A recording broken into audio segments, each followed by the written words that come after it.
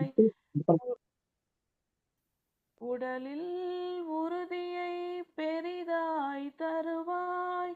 உனை உணரும் அறிவை என்னுள் அருள்வாய். சுற்றம் அனைத்தும் காப்பவனே, செய்தொழிலில் ஏற்றம் தருபவனே, எடுத்த செயலில் வெற்றி கொடு, என் ஆற்றல் பெருகிட அருளை கொடு. கருவாக்கி உருவாக்கி எனையாண்டு காத்தருளும் இறைவா நன்றி. வல்லமை தந்து நீ வளர்ச்சி கொடு, அகத்திலும் புறத்திலும் மலர்ச்சி கொடு. வளர்ச்சி கொடு, மலர்ச்சி கொடு, வளர்ச்சி கொடு, மலர்ச்சி கொடு. நன்றிங்கய்யா.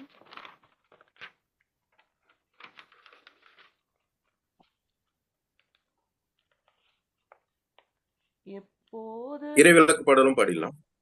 நன்றி. எப்போது நீ அறிவாயோ அப்போதே சாந்தி அடைவாய். எப்போது நீ அறிவாயோ அப்போதே சாந்தி அடைவாய். எப்போது நீ அறிவாயோ மனமே அப்போதே சாந்தி அடைவாய். இப்பாரில் எப்போதும் எல்லாம் இறை அருளால். இப்பாரில் எப்போதும் எல்லாம் இறை அருளால். தப்பாத அணு அளவும் சரியாய் நடப்பதாக எப்போது நீ அறிவாயோ அப்போதே சாந்தி அடைவாய். முற்போது தர்மம் என்றும் தற்போது அதர்மம் என்றும். முற்போது தர்மம் என்றும் தற்போது அதர்மம் என்றும் முயன்றே சீர்திருத்திட முடியும் முன்னாலே என்றும். அற்ப அகந்தை செருக்கால் அலையாமலே அடங்கி. அற்ப அகந்தை செருக்கால் அலையாமலே அடங்கி ஆண்டவன் ஆட்சியில் அதர்மமே இல்லை என்று எப்போது நீ அறிவாயோ அப்போதே சாந்தி அடைவாய். எழுந்த உன் எழுச்சியால் எண்ணம் செயல் சொல்லாக. எழுந்த உன் எழுச்சியால் எண்ணம் செயல் சொல்லாக. இயற்றிய கர்மம் எல்லாம் இறைவனை நீங்குவதே. அழுந்தி அகமூலத்தில் அகந்தை அழிவதொன்றே. அழுந்தி அகமூலத்தில் அகந்தை அழிவதொன்றே. அரிய கிருத கிருத்திய ஆன்மா அனுபவம் என்று எப்போது நீ அறிவாயோ அப்போதே சாந்தி அடைவாய்.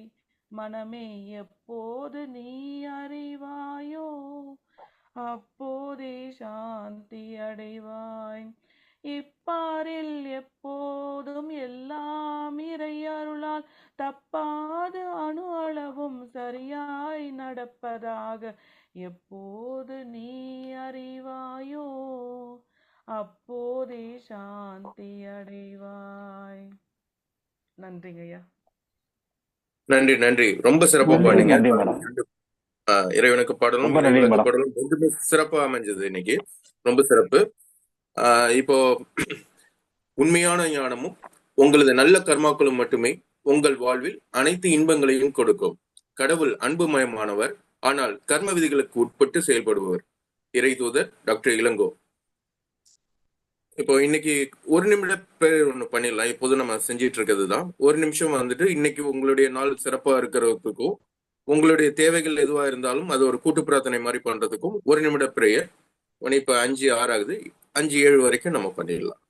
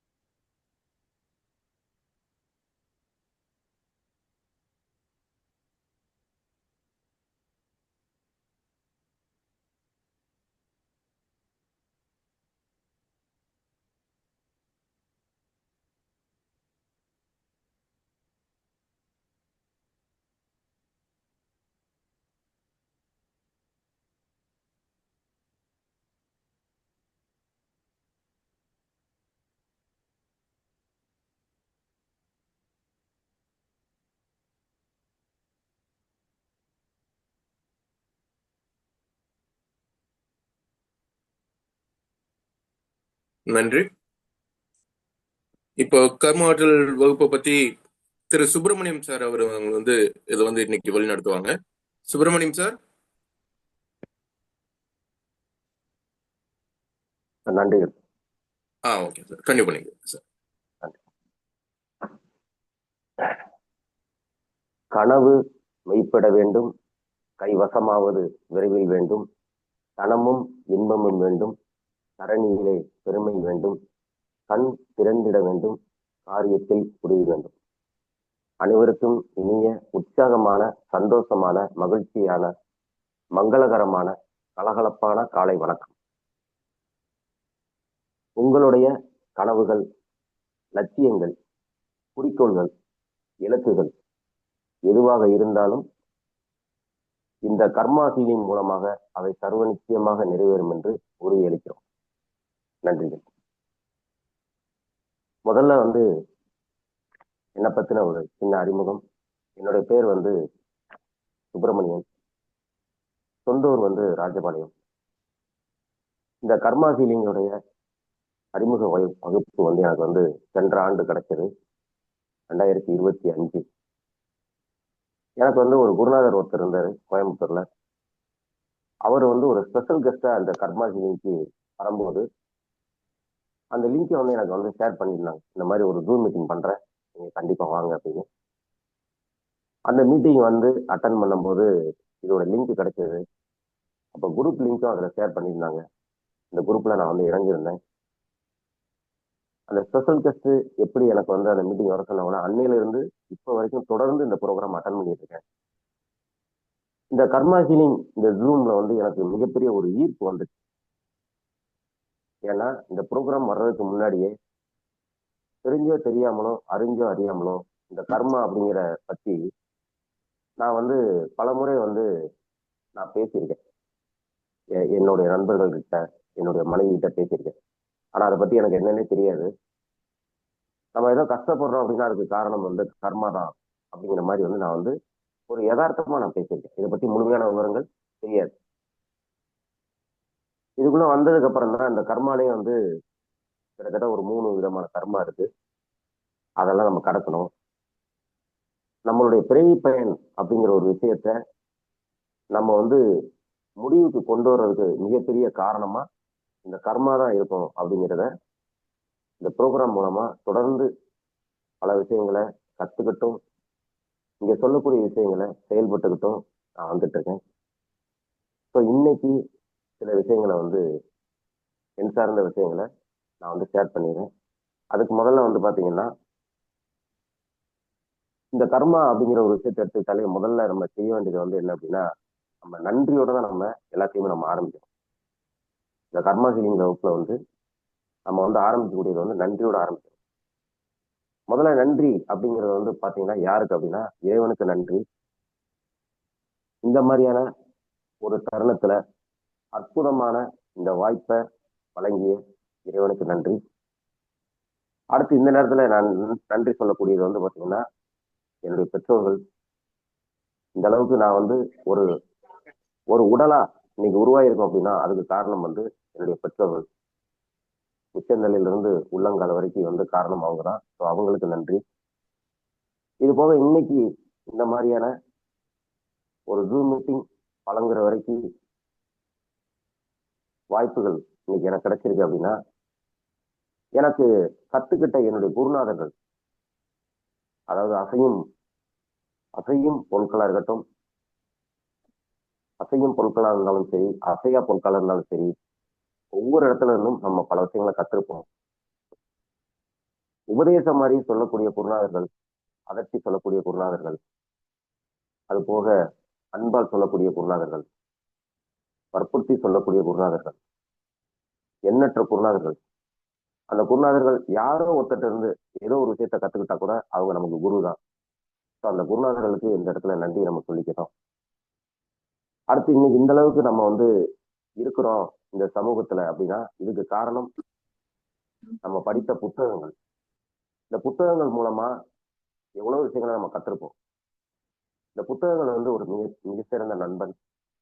இந்த புத்தகங்கள் மூலமா ஏராளமான விஷயங்களை நம்ம தெரிஞ்சிருக்கோம். ஸோ என்னை வழிநடத்திய, என்னை உருவாக்கிய, இன்னும் வழிநடத்த கொண்டிருக்கூடிய இறைவனுக்கும், பெற்றோருக்கும், பல குருநாதர்களுக்கும், புத்தகங்களுக்கும், இந்த மீட்டிங்க இன்னைக்கு அதிகாலையில் எழுந்து இந்த கர்மா ஹீலிங் வகுப்புல ஒவ்வொரு நாளும் ஏதாவது ஒரு விஷயம் நமக்கு கிடைக்கும். அந்த விஷயம் நம்மளோட வாழ்க்கையில ஏதாவது ஒரு மாற்றத்தை கொண்டு வராதா, அந்த விஷயம் நம்மளோட வாழ்க்கையில ஒரு மிகப்பெரிய ஒரு திருப்பு முனையை கொடுக்காதா அப்படிங்கிற எண்ணத்தோட காத்துட்டு இருக்கக்கூடிய உங்கள் அனைவருக்கும் நன்றி.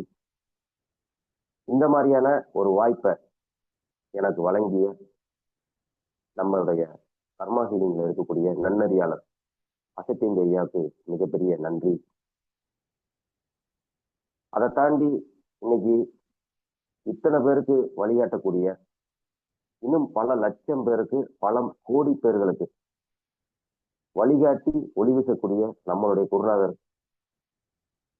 இந்த கர்மா ஹீலிங் அப்படிங்கிற ஒரு விஷயத்த மக்கள் மத்தியில கொண்டு போய் இந்த கர்ம வினையை குறைக்கிறதுக்கு ஒரு மிகப்பெரிய ஆற்றலோட, சக்தியோட நமக்கு ஒவ்வொரு நாளும் அனுதினமும் நமக்காக பிரார்த்தனை பண்ணி, நமக்காக தியானம் பண்ணி, நமக்காக ஹீலிங் கொடுத்துட்டு இருக்கக்கூடிய நம்மளுடைய குருநாதர் டாக்டர் ஐயா இளங்கோ அவர்களுக்கு இந்த நேரத்துல மிகப்பெரிய நன்றி.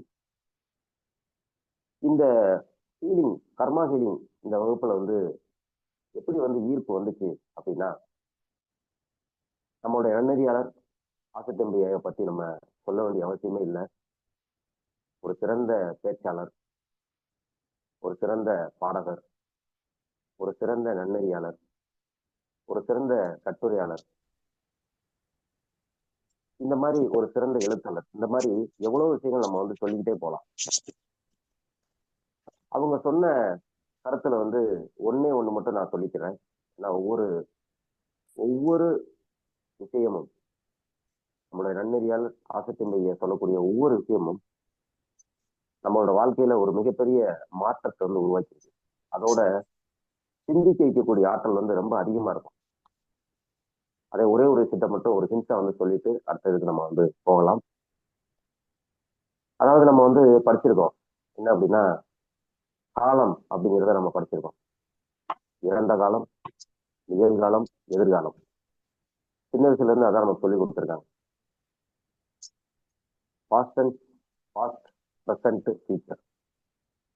ஸோ இந்த இறந்த காலம், நிகழ்காலம், எதிர்காலத்தை நம்ம நன்னறியாளர் ராசத்தின் ஐயா ஒரு முறை சொல்லியிருந்தாங்க. அற்புதமா இருக்கு. அவங்க பயன்படுத்தக்கூடிய அந்த தமிழ், அவங்க பயன்படுத்தக்கூடிய அந்த தமிழ் உச்சரிப்பு, அந்த தமிழை லாகவகமாக கையாளக்கூடிய ஒரு விதம், தமிழ் நன்னறியாளர் ஆசத்தின் ஐயா கிட்ட தலை வணங்கி அவர் சொல்ல, நம்மளை இந்த வார்த்தைகள்லாம் நம்மளை சொல்லக்கூடாதா இவர் அப்படின்னு ஏங்க வைக்கக்கூடிய அளவுல அவருடைய வார்த்தை பிரயோகம் இருக்கும். இப்போ அந்த இறந்த காலம், நிகழ்காலம், எதிர்காலம் அப்படிங்கிற ஒரு விஷயத்த, இறந்த காலத்தை இறந்த காலம் அப்படிங்கிறது ஒரு அமங்கலமான ஒரு சொல்லா இருக்கு அப்படின்னு அவங்க காலேஜ் ப்ரொஃபஸர்கிட்ட அவங்க சொன்ன ஒரு விஷயம்தான்.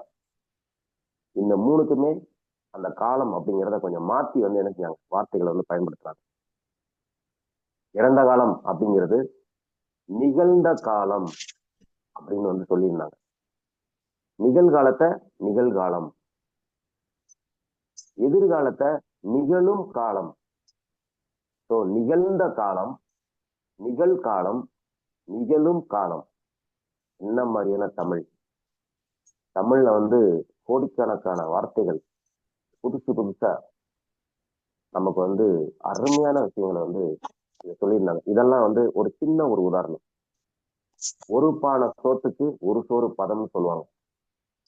எவ்வளவு விஷயங்கள் ஆசைத்தம்பியா சொல்றதுல சொன்னா கூட இன்னைக்கு இந்த விஷயத்த சொல்றதுல நான் உண்மையிலேயே ரொம்ப சந்தோஷப்படுறேன். ஏன்னா நிகழ்ந்த காலம் அது முடிஞ்சு போச்சு. அந்த நிகழ்ந்த காலத்தை நம்ம நினைச்சு பார்த்து நமக்கு இன்னும் எதுவுமே ஆகக்கூடியது கிடையாது. ஏன்னா அந்த நிகழ்ந்த காலத்துல நம்ம கர்மால எவ்வளவு பெர்சன்டேஜ்ல இருக்கும் அப்படிங்கிறது நமக்கே தெரியாது.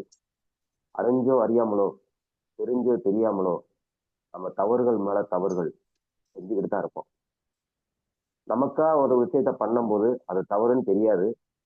ஆனா இறை சட்டங்கள் அப்படின்னு ஒண்ணு இருக்கு. இங்க வந்து அரசாங்க சட்டங்களை விட இறை சட்டங்கள் மதிப்பு மிக்கவை. அப்ப அந்த இறந்த காலம் அப்படிங்கிறது அமங்கல சொல்லு வேண்டாம், அதை விட்டுருவோம். நிகழ்ந்த காலத்துல நம்ம என்ன செஞ்சோமோ அதுக்கேற்ற மாதிரியான கர்மா நமக்கு உண்டு. அது கர்ம வினையா இருக்கலாம், இல்ல கர்ம வினை பயனாவும் இருக்கலாம். நிகழ்ந்த காலத்துல நம்ம ஒண்ணும் செய்ய முடியாது. நிகழ்காலம் இன்று அப்படின்னு சொல்லுவாங்க. அதனை வந்து பாத்தீங்கன்னா வரலாற்று இன்று நம்ம என்ன செய்ய போறோம்? இன்று கர்மா வந்து நம்ம வந்து பிளஸ்ல கொண்டு போக போறோமா, கர்மாவை இன்னைக்கு மைனஸ்ல கொண்டு போக போறோமா? இது வந்து யார் கையில இருக்கு அப்படின்னா நம்ம கையில தான் இருக்கு. உன் வாழ்க்கை உன் கையில் அப்படின்னு சொல்லுவாங்க. கர்மா வந்து நம்ம அதிகப்படுத்துறதும் பிளஸ் ஆக்குறதுக்கும், கர்மாவை வந்து மைனஸ் ஆக்குறதுக்கும் யார் கையில இருக்குன்னா நம்மளோட கையில தான் இருக்கு. ஸோ நிகழ்ந்த காலத்துல நம்ம என்ன செஞ்சோங்கிறது நமக்கு தெரியாது. ஆனா நம்ம எல்லாருமே இறைவனுடைய கொடையினால, இறைவனுடைய பார்வையினால நம்ம இன்னைக்கு எல்லாருமே டாக்டர் இளங்கோ ஐயாவோட கர்மா ஹீலிங் வகுப்புல நம்ம வந்து இணங்கிட்டோம். இது நமக்கு வாழ்க்கையில கிடைச்ச மிகப்பெரிய பொக்கிஷம். இந்த மாதிரியான வகுப்பு கிடைக்கிறதுக்கு நம்ம எல்லாம் உண்மையிலேயே வந்து கடவுள் சித்தாந்தத்துல நமக்கு ஒரு இடம் இருந்திருக்கு அப்படின்னு நம்ம வந்து உணர முடியும். ஸோ நிகழ்ந்த காலத்தை விட்டுருங்க, நிகழ்காலம் அப்படிங்கிறத இன்னைக்கு நம்ம கர்மால பிளஸ் பண்ண போறோமா மைனஸ் பண்ண போறோமா, இது நம்ம கையில தான் இருக்கு. ஸோ இந்த நிகழ்காலத்தை மிக சரியாக பயன்படுத்திக்கிட்டோம் அப்படின்னா நிகழும் காலம். இன்னைக்கு நம்ம ஒவ்வொருத்தருக்கும் ஒவ்வொரு விதமான கஷ்டங்கள், துன்பங்கள், துயரங்கள், இடையூறுகள், இடர்பாடுகள், இந்த மாதிரி ஒரு எதிர்மறையா நம்ம பல விஷயங்கள் நம்ம வாழ்க்கையில வந்து நடந்துகிட்டே இருக்கும். பணம் இருக்கிறவங்களுக்கு சரி, பணம் இல்லாதவங்களுக்கும் சரி, படித்தவங்களுக்கும் சரி, படிக்காதவங்களுக்கும் சரி, அழகா இருக்கிறவங்களுக்கும் சரி, அழகா இல்லாம இருக்கிறவங்களுக்கும் சரி, உயரமானவங்க, குட்டையானவங்க, குண்டானவங்க, ஒல்லியானவங்க, ஒவ்வொருத்தருக்கும் ஒவ்வொரு விதமான ஏக்கங்கள், ஒவ்வொருத்தருக்கும் ஒவ்வொரு விதமான கனவுகள், ஒவ்வொருத்தருக்கும் ஒவ்வொரு விதமான தேவைகள்.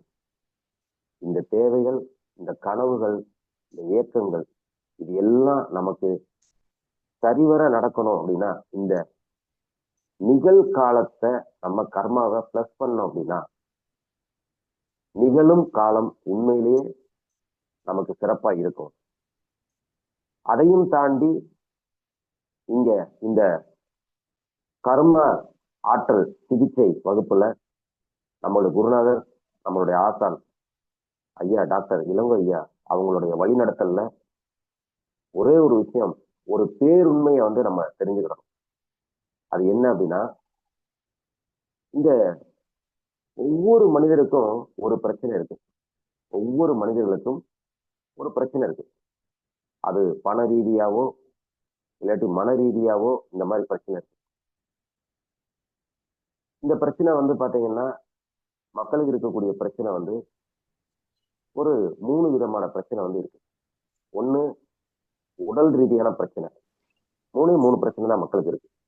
அது ஒண்ணு உடல் ரீதியான பிரச்சனை, 2வது உறவு ரீதியான பிரச்சனை, 3வது பணப்பிரச்சனை. இந்த 3 பிரச்சனை மக்களுக்கு இருக்கு. இந்த கர்மா ஹீலிங் வகுப்பு ஆரம்பத்துல இருந்து வந்ததுல இருந்து இப்ப வரைக்கும் எத்தனையோ பேருடைய பிரச்சனைகளை நம்மளுடைய குருநாதர் ஐயா டாக்டர் இளங்கோ ஐயா வந்து என்ன செய்யிருக்காங்கன்னா அதை சரி பண்ணியிருக்காங்க. அதாவது சொல்லுவாங்க, அதாவது தீர்வு இல்லாத பிரச்சனைகளை வந்து கடவுள் உருவாக்குவதில்லை அப்படின்னு சொல்லுவாங்க.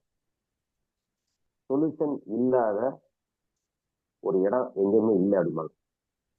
ஆனா அந்த சொல்யூஷன் இல்லாத வழிமுறைகளை எங்க போய் கண்டறியது அப்படிங்கிறது ஒரு கேள்வி எல்லாத்துக்குமே இருக்கும். ஸோ இந்த உலகத்துடைய ஒட்டுமொத்த பிரச்சனைக்கும் ஒரே தீர்வு என்ன அப்படின்னு பாத்தீங்கன்னா இந்த கர்மா ஹீலிங் வகுப்பு தான். இங்க உலகத்தில் இருக்கக்கூடிய அத்தனை பிரச்சனைகளுக்கும் ஒரே தீர்வா இன்னைக்கு நமக்கு டாக்டர் இளங்கோ ஐயா வந்து நமக்கு நினைக்கிறாங்க, வழி நடத்துறாங்க, அந்த பிரச்சனைக்கு தீர்வு கொடுக்குறாங்க. இதுல நான் வந்து டாக்டர் ஐயா இளங்கோ ஐயா குருநாதர்கிட்ட வந்து நான் வியக்கக்கூடிய ஒரு மிகப்பெரிய விஷயம் என்ன அப்படின்னு பாத்தீங்கன்னா, ஐயா வந்து பாத்தீங்கன்னா ஒரு பெரிய டிக்ஷனரின்னு சொல்லலாம். ஆங்கிலத்துல வந்து பாத்தீங்கன்னா நம்ம வந்து அர்த்தம் புரியல அப்படின்னா டிக்ஷனரி இருக்கு. எந்த வேர்ட்ஸை போட்டாலும் அதுக்கு நமக்கு வந்து அர்த்தம் வந்து நமக்கு கிடைச்சிடும். நம்ம அதுல தெரிஞ்சுக்கலாம். அவ்வளவுதான், முடிஞ்சு போச்சு. அது இருக்கிற எழுத்துக்கள் வந்து ஆங்கில எழுத்துக்கள் 26. அத அந்த 26 எழுத்துக்களை பயன்படுத்தி எத்தனையோ சொற்கள் இருக்கு. அத்தனை சொற்களுக்கு வந்து நமக்கு தமிழ்ல வேணும் அப்படின்னா அந்த டிக்ஷனரியை தூக்கி ஒரு புரட்டிட்டோம்னா அதுக்கு விடை நமக்கு தெரியும். இப்ப நமக்கு ஐயாவை பொறுத்தளவுல என்ன அப்படின்னா, ஐயா வந்து டிக்ஷனரியோட பெரிய விஷயம். ஐயா வந்து ஒரு பெரிய யூனிவர்சிட்டியில இருக்கக்கூடிய அத்தனை புத்தகங்களுக்கும் சமம். அத்தனை புத்தகங்களுக்கும் சமம். இன்னைக்கு வந்து நான் முதலே சொன்ன விஷயம், நம்ம இன்னைக்கு உருவாயிருக்கோம். நான் வந்து உருவாயிருக்கேன் அப்படின்னா அதுக்கு காரணம், ஒரு காரணம் புத்தகங்கள் அப்படின்னு சொன்னேன். புத்தகங்கள் வந்து மதிப்பு மிக்கவை. அவை வெறும் காகிதம் அல்ல, பண காகிதத்தை விட மிகப்பெரிய மதிப்பு மிக்கவை புத்தகங்கள். ஐயா வந்து பல்கலைக்கழகத்துல ஒரு லைப்ரரியில் இருக்கக்கூடிய 1000 நூல்களுக்கு சமம், லட்சக்கணக்கான நூல்களுக்கு சமம், கோடிக்கணக்கான புத்தகங்களுக்கு சமம். என்ன அப்படின்னா, எந்த கேள்வியை கொடுத்தாலும் அதுக்கு விடை வந்து கிடைக்கக்கூடிய ஒரே இடம், உலகத்திலே கிடைக்கக்கூடிய ஒரு இடம் இங்க மட்டும்தான்.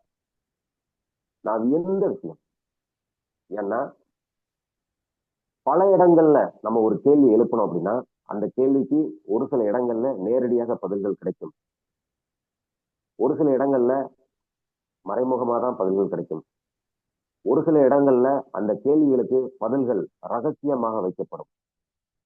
ஆனா கர்மா ஹீலிங் வகுப்புல மட்டும்தான் நீங்க என்ன கேள்வி கேட்டாலும் அந்த கேள்விக்கு சரியான பதில்கள், நேர்மையான பதில்கள் கிடைக்கக்கூடிய ஒரே இடம் வந்து பாத்தீங்கன்னா கர்மா ஹீலிங் தான்.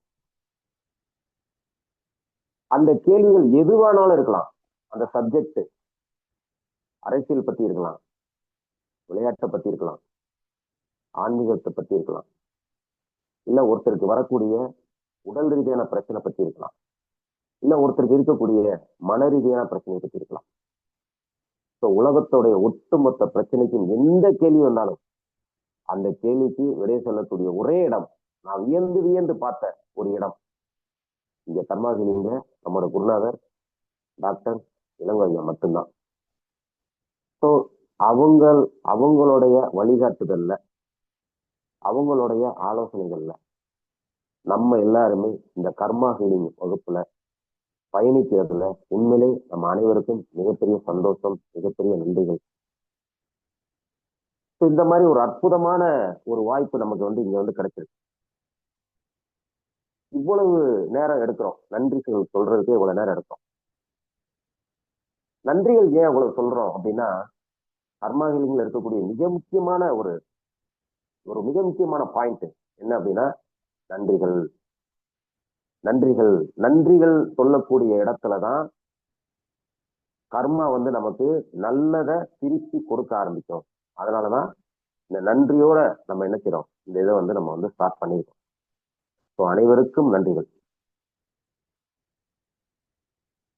என்னுடைய வாழ்வில் நடந்த ஒரு முக்கியமான விஷயத்தை வந்து சொல்லிடுறேன். கர்மா என்றால் என்ன? கர்மா அப்படிங்கிறது வந்து என்னுடைய வாழ்க்கையில நடந்த சில விஷயங்கள். நான் ஏற்கனவே சொன்ன மாதிரி என்னுடைய பேர் சுப்பிரமணியன், சொந்த ஊர் ராஜபாளையம். என்னுடைய வாழ்க்கை பயணத்துல வந்து பாத்தீங்கன்னா ஆரம்ப காலகட்டங்கள்ல இன்சூரன்ஸ் கம்பெனில நான் வந்து மேனேஜரா வந்து என்னுடைய வாழ்க்கை பயணம் இருந்துச்சு. அதுக்கு முன்னாடி சொந்த வியாபாரம் இருந்தது. சொந்த வியாபாரம், அடுத்து இன்சூரன்ஸ்ல மேனேஜரா என்னுடைய பயணம், அதுக்கப்புறம் ஒரு ரியல் எஸ்டேட்ல என்னுடைய பயணம், அதுக்கப்புறம் ஒரு கொரியர் கம்பெனி ஆரம்பிச்சு தமிழ்நாடு ஃபுல்லா அதை கொண்டு போய் சேர்க்கணும் அப்படிங்கிற மாதிரியான ஒரு பயணம். இப்ப வந்து டிஜிட்டல் மார்க்கெட்டிங் என்னுடைய பயணம். கர்மா அப்படிங்கிற ஒரு விஷயம் என்னுடைய வாழ்க்கையில எப்ப டச் ஆச்சு, எப்ப அந்த கர்மா அப்படிங்கிற ஒரு விஷயம் வந்து அதுக்குள்ள வந்த அப்படிங்கிறத உங்களுக்கு தெரியப்படுத்துறேன். என்னோட சிறு வயதுல நான் வந்து சொந்தமா வியாபாரம் பண்ணும்போது அந்த சொந்தமா பண்ண வியாபாரத்துல என்னோட எஃபர்ட் வந்து பாத்தீங்கன்னா வெறும் 1%. சொந்தமா பண்ணக்கூடிய வியாபாரத்துல என்னோட எஃபர்ட் வந்து 1%. ஆனா எனக்கு வந்த ரிசல்ட் வந்து பாத்தீங்கன்னா பல மடங்கு. இதை வந்து நான் யோசித்து பார்த்திருக்கேன். எப்ப அப்படின்னா அதுக்கு அடுத்த காலகட்டத்தில். ரெண்டாவது, நான் வந்து இன்சூரன்ஸ் ஃபீல்டில் இருக்கும்போது என்னுடைய பங்களிப்பு கிட்டத்தட்ட ஒரு 80% மேல இருக்கும். ஆனா அதோடைய ரிசல்ட் அப்படின்னு பாத்தீங்கன்னா ஒரு குறிப்பிட்ட சதவீதம் மட்டும்தான். அதுக்கடுத்து ரியல் எஸ்டேட் அப்படிங்கிற ஒரு ஃபீல்டு போகும்போது என்னுடைய பங்களிப்பு வந்து 1%. ஆனா பலன்கள் வந்து பர்சன்டேஜ் வந்து ஜாஸ்தி. அதுக்கப்புறம் நான் வந்து கொரியர் கம்பெனி ஆரம்பிச்சு நான் வந்து தமிழ்நாடு ஃபுல்லா ரன் பண்ணும் போதும் சரி, அதுல என்னுடைய பங்களிப்பு வந்து 100%. ஆனா அதோட ரிசல்ட் எனக்கு 0%. ஒரு பெரிய ஃபெயிலியர். அப்ப என்னோட மனைவிட்ட பேசும்போது நான் வந்து சொல்லுவேன், இல்ல நாம ஒரு விஷயத்தை யோசிச்சு பார்க்கணும். ரொம்ப கம்மியான எஃபர்ட் போடும் போதெல்லாம் நமக்கு அதிகமான வருமானம் வருது. ஆனா அதிகமான எஃபர்ட் போடும் போதெல்லாம் வருமானம் நமக்கு கம்மியாயிருக்கு அப்படிங்கிறத நான் என் மனைவிட்ட பேசும்போது என்னுடைய என்னுடைய இதுல இருந்து வந்த வார்த்தைகள் என்ன, எல்லாம் கர்மா தான் காரணம் அப்படிங்கிற மாதிரி யதார்த்தமான ஒரு வார்த்தையா என்னுடைய வாழ்க்கையில நான் வந்து என்னுடைய மனைவிட்ட நான் சொல்லுவேன். எல்லாம் கர்மா தான்ப்பா காரணம் அப்படின்னு. கடவுள் காரணம்னு நான் சொல்லல. கர்மா தான் காரணம் அப்படிங்கிற மாதிரி யதார்த்தமா சொன்னேன். இந்த கர்மாவை பத்தி எனக்கு எதுவுமே தெரியாது. ஆனா அதுக்கடுத்த காலகட்டத்துல ஒரு டிஜிட்டல் மார்க்கெட்டிங் நான் வந்ததுக்கு அப்புறம் இந்த டிஜிட்டல் மார்க்கெட்டிங்ல கிட்டத்தட்ட ஒரு 6-7 வருஷமா நான் பயணிச்சேன். இதுல எனக்கு வந்து பாத்தீங்கன்னா நல்ல ஒரு உழைப்பு வந்து கிட்டத்தட்ட பர்சன்டேஜ் வந்து 100% வச்சுக்கோங்க. அதோட ரிசல்ட் 100% எனக்கு திரும்ப வந்துட்டு. இனி இதோடைய இது வந்து இன்னும் கொஞ்சம் அதிகப்படும் அப்படிங்கிற மிகப்பெரிய நம்பிக்கை எனக்கு இருக்கு. அதாவது முன்னாடி சொன்ன மாதிரி 1% நம்மளோட எஃபர்ட், 100% நமக்கு ரிசல்ட் அப்படிங்கிற மாதிரி. ஏன்னா இப்ப நம்ம கர்மா ஹீலிங்ல வந்துட்டோம். கர்மா ஹீலிங்ல வந்த அப்புறம் நம்மளுடைய வாழ்க்கை தத்துவம், வாழ்க்கை பயணம் எல்லாமே மாறுது. நமக்கு வந்து நம்மளோட முன்னோர்கள் வந்து ரொம்ப விஷயங்கள் வந்து சொல்லி கொடுத்துருக்காங்க. இந்த கர்மாவை பத்தி நமக்கு நேரடியா சொல்லியிருக்காங்க. இலைமறை காய்மறைவா பல விஷயங்கள் வந்து சொல்லி கொடுத்துருக்காங்க நம்மளுடைய முன்னோர்கள். இந்த கர்மா அப்படிங்கிற ஒரு விஷயம் என்னுடைய வாழ்க்கையில இப்படித்தான் வந்துச்சு. அப்ப என்னோட மனைவி கிட்ட சொல்லும்போது அவங்க சீரியஸா எடுத்துக்க மாட்டாங்க. ஏன்னா அவங்க வந்து இறைவனை அதிகமா நம்புவாங்க. நம்ம வந்து அப்பயே சும்மா யதார்த்தமா கர்மாவை சொல்லுவோம். இப்ப நம்ம இறைவனை நம்புறதை விட நம்ம அதிகமா நம்புறது கர்மாவை தான் நம்பணும். ஏன்னா நமக்கு வந்து ஒரு அவேர்னஸ் கிடைச்சிருக்கு, ஒரு மிகப்பெரிய ஒரு விழிப்புணர்ச்சி. நமக்கு தேவை என்ன, கர்மாவை பத்தி நமக்கு என்ன தேவை அப்படின்னா விழிப்புணர்ச்சி, அவேர்னஸ். விழிப்புணர்ச்சியா இருக்கும். விழிப்புணர்ச்சியா இருந்தா நம்ம எல்லாத்தையும் சரி பண்ண முடியும். இந்த உலகத்துல அனைத்து விதமான பிரச்சனைகளையும் சரி பண்ணக்கூடிய அளவுல நமக்கு வழிகாட்டுறதுக்கு நம்ம ஒரு குருநாதர் இருக்கும்போது எல்லா விஷயத்தையும் நம்ம சரி பண்ண முடியும். ஸோ இந்த கர்மா அப்படிங்கிற ஒரு விஷயம் ஒரு காலகட்டத்துல என்னுடைய இதயத்திலிருந்து வந்த வார்த்தைகள். ஆனா அதுக்கப்புறம் இதை பத்தின ஒரு அறிதல் புரிதல் எனக்கு எதுவுமே கிடையாது. பல வருடங்களுக்கு பின்னாடி என்னுடைய இன்னொரு குருநாதர் மூலமா தான் இந்த ப்ரோக்ராம்க்கு வரும்போது எனக்கு பயங்கர ஈர்ப்பு. அப்ப அந்த ப்ரோக்ராம் முடிஞ்சதுக்கு அப்புறம் நானே வந்து பலமுறை வந்து நம்மளுடைய நன்னறியாளர் வாசத்தின்பையா கிட்ட பேசியிருக்கேன். என்னோட வாழ்க்கையில இந்த மாதிரிலாம் நடந்துச்சு, கர்மா அப்படிங்கிற ஒரு விஷயம் நான் பேசியிருக்கேன். ஆனா இன்னைக்கு வந்ததுக்கு அப்புறம் அதே விஷயத்த எங்க ப்ரோக்ராம்ல ஃபுல்லாவே பேசுறாங்க. ஆனா அதை பத்தி எனக்கு எதுவுமே தெரியாது. அவ்வளவு விஷயங்களை நம்ம வந்து கேள்விப்படுறோம் அப்படிங்கிற மாதிரி நம்ம பேசி என்னுடைய கருத்துக்களை வந்து அவர்கிட்ட வந்து நான் பகிரும் போது உண்மையே ரொம்ப சந்தோஷப்பட்டேன் நான். அதோட என்ன அப்படின்னா, அதாவது ஒத்ததை ஒத்தது ஈர்க்கும் அப்படின்னு சொல்லுவாங்க. ஒத்ததை ஒத்தது ஈர்க்கும் அப்படின்னு. அந்த மாதிரி நமக்கு வந்து பாத்தீங்கன்னா கர்மா எண்ணங்கள், அது சம்பந்தமான எண்ணங்கள் யாருக்கெல்லாம் இருக்கோ, கர்மாவை குறைக்கணும் அப்படிங்கிற மாதிரியான, அதுவே கர்மா தானே. இன்னைக்கு இந்த ப்ரோக்ராம்ல நம்ம அட்டன் பண்றதே நமக்கு ஒரு கர்மா அப்படிங்கிற ஒரு விஷயம் இருக்கிறதுனாலதான். இல்லாட்டி நமக்கே இது தெரியாது. எத்தனையோ பேர் இந்த இடத்துல இந்த நேரத்துல எத்தனையோ பேர் வந்து என்ன செய்யறாங்க, தூங்கிட்டு இருக்காங்க. எத்தனையோ பேர் உறங்கிட்டு இருக்காங்க. அவங்களோட எதிர்காலம், இன்னைக்கு என்ன நடக்கும், நாளைக்கு என்ன நடக்கும் அப்படிங்கிற எண்ணத்தோட பல மணி நேரம் நைட்டு முழுவதும் தூக்கம் இல்லாம இந்த நேரத்துல ரொம்ப பேர் தூங்கிட்டு இருப்பாங்க. நம்மளோட வாழ்க்கையில ஏன் இந்த மாதிரியான வேதனைகள் வருது, நம்மளோட வாழ்க்கையில ஏன் இவ்வளவு சோதனைகள் வருது, அதுக்குண்டான கண்டுபிடிப்பு இல்லாம, அதுக்குண்டான தேடல் இல்லாம ரொம்ப பேர் தூங்கிட்டு இருக்காங்க. ஆனா நம்ம எல்லாருமே தேடல் உள்ள நபர்கள். நம்ம வாழ்க்கையில ஏன் இந்த மாதிரி நடக்குது, நமக்கு மட்டும் ஏன் இந்த மாதிரி நடக்குது, நம்ம குடும்பத்துக்கு மட்டும் ஏன் இந்த மாதிரி நடக்குது, இப்படிங்கிற மாதிரியான தேடல் உள்ள நபர்கள் நம்ம.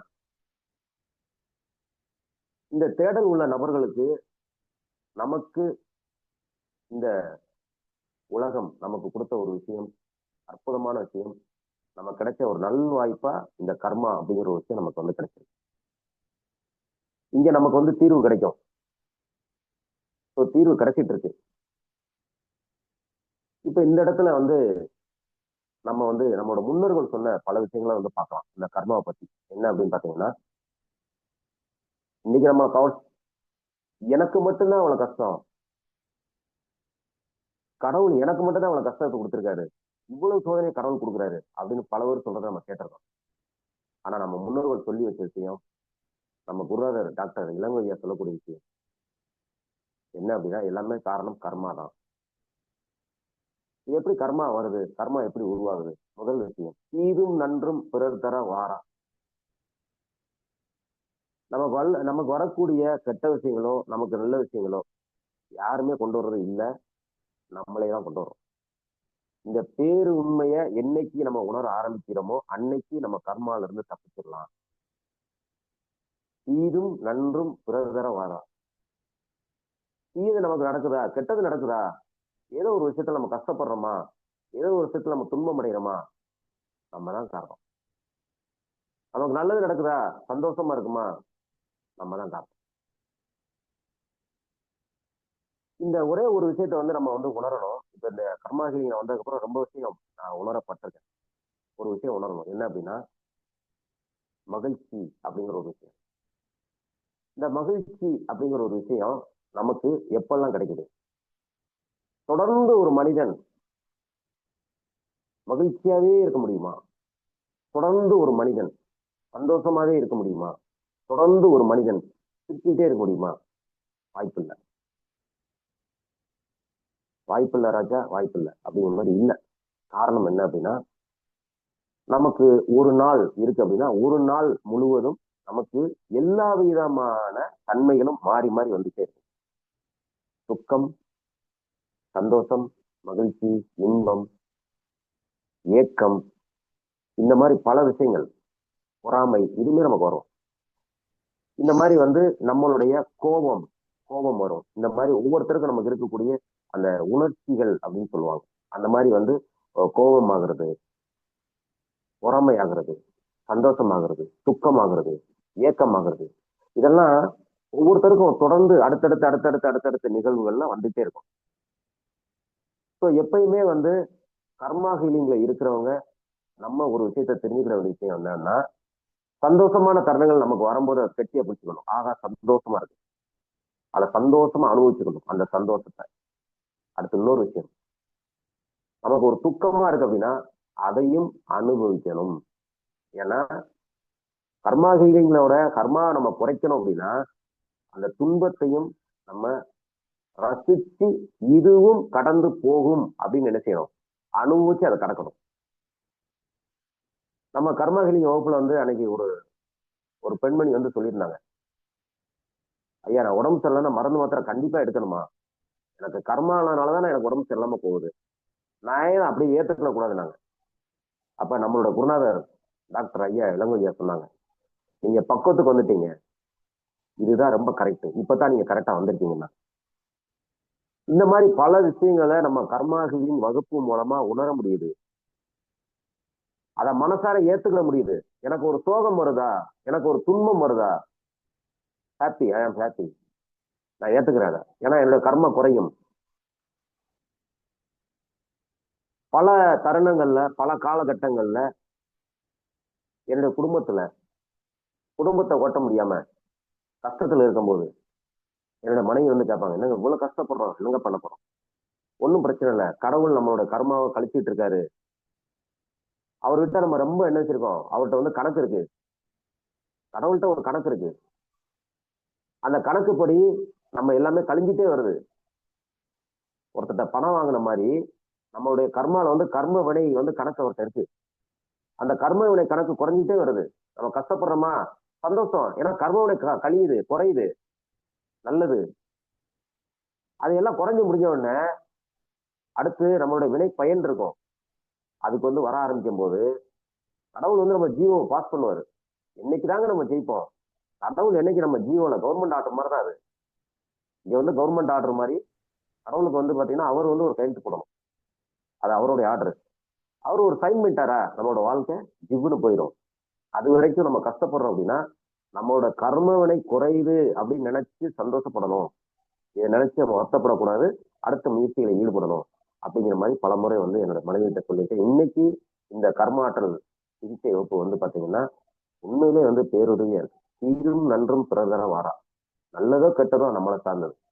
நிகழ்ந்த காலத்தை நம்ம இனிமே ஒண்ணும் செய்ய முடியாது. நிகழ்காலத்துல நம்ம நல்ல விஷயங்கள் பண்ணலாம். நேர்மையா இருக்கலாம், உண்மையா இருக்கலாம். நேர்மையா இருக்கணும், உண்மையா இருக்கணும். ஒரு வேலையோ இல்லாட்டி தொழிலோ அறம் சார்ந்து பண்ணணும். அறம் அப்படின்னு அற்புதமான ஒரு வார்த்தை தமிழ்ல இருக்கு. அறம் சார்ந்து ஒரு தொழில் பண்ணணும், இல்ல அறம் சார்ந்து ஒரு இடத்துல வேலை செய்யணும். வேலை செய்யற இடத்துல, தொழில் செய்யற இடத்துல அறம் அப்படிங்கிற ஒரு விஷயம் இருக்கு. அறம் சார்ந்து ஒரு தொழில் பண்ணணும், அறம் சார்ந்து ஒரு வேலை பண்ணணும். அதுலதான் நம்ம பணம் ஈட்டணும். அறம் சார்ந்து பண்ணக்கூடிய தொழிலையோ அறம் சார்ந்து பண்ணக்கூடிய வேலையிலேயோ பொருளீட்டி இன்பம் என்னும் மகிழ்வே அடையணும். அறம், பொருள், இன்பம், இந்த மூணுமே நமக்கு வந்து திருவள்ளுவர் வந்து நமக்கு திருக்குறள் மூலமா சொல்லியிருக்காரு.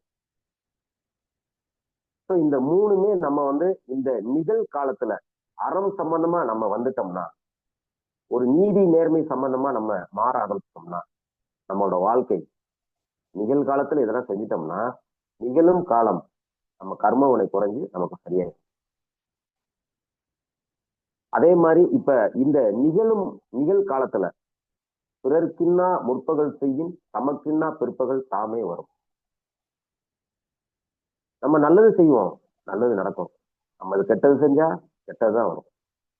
காலையில ஒரு விஷயம் நம்ம பண்ணிட்டோம்னா அது சாயந்தரமே வந்துடும்.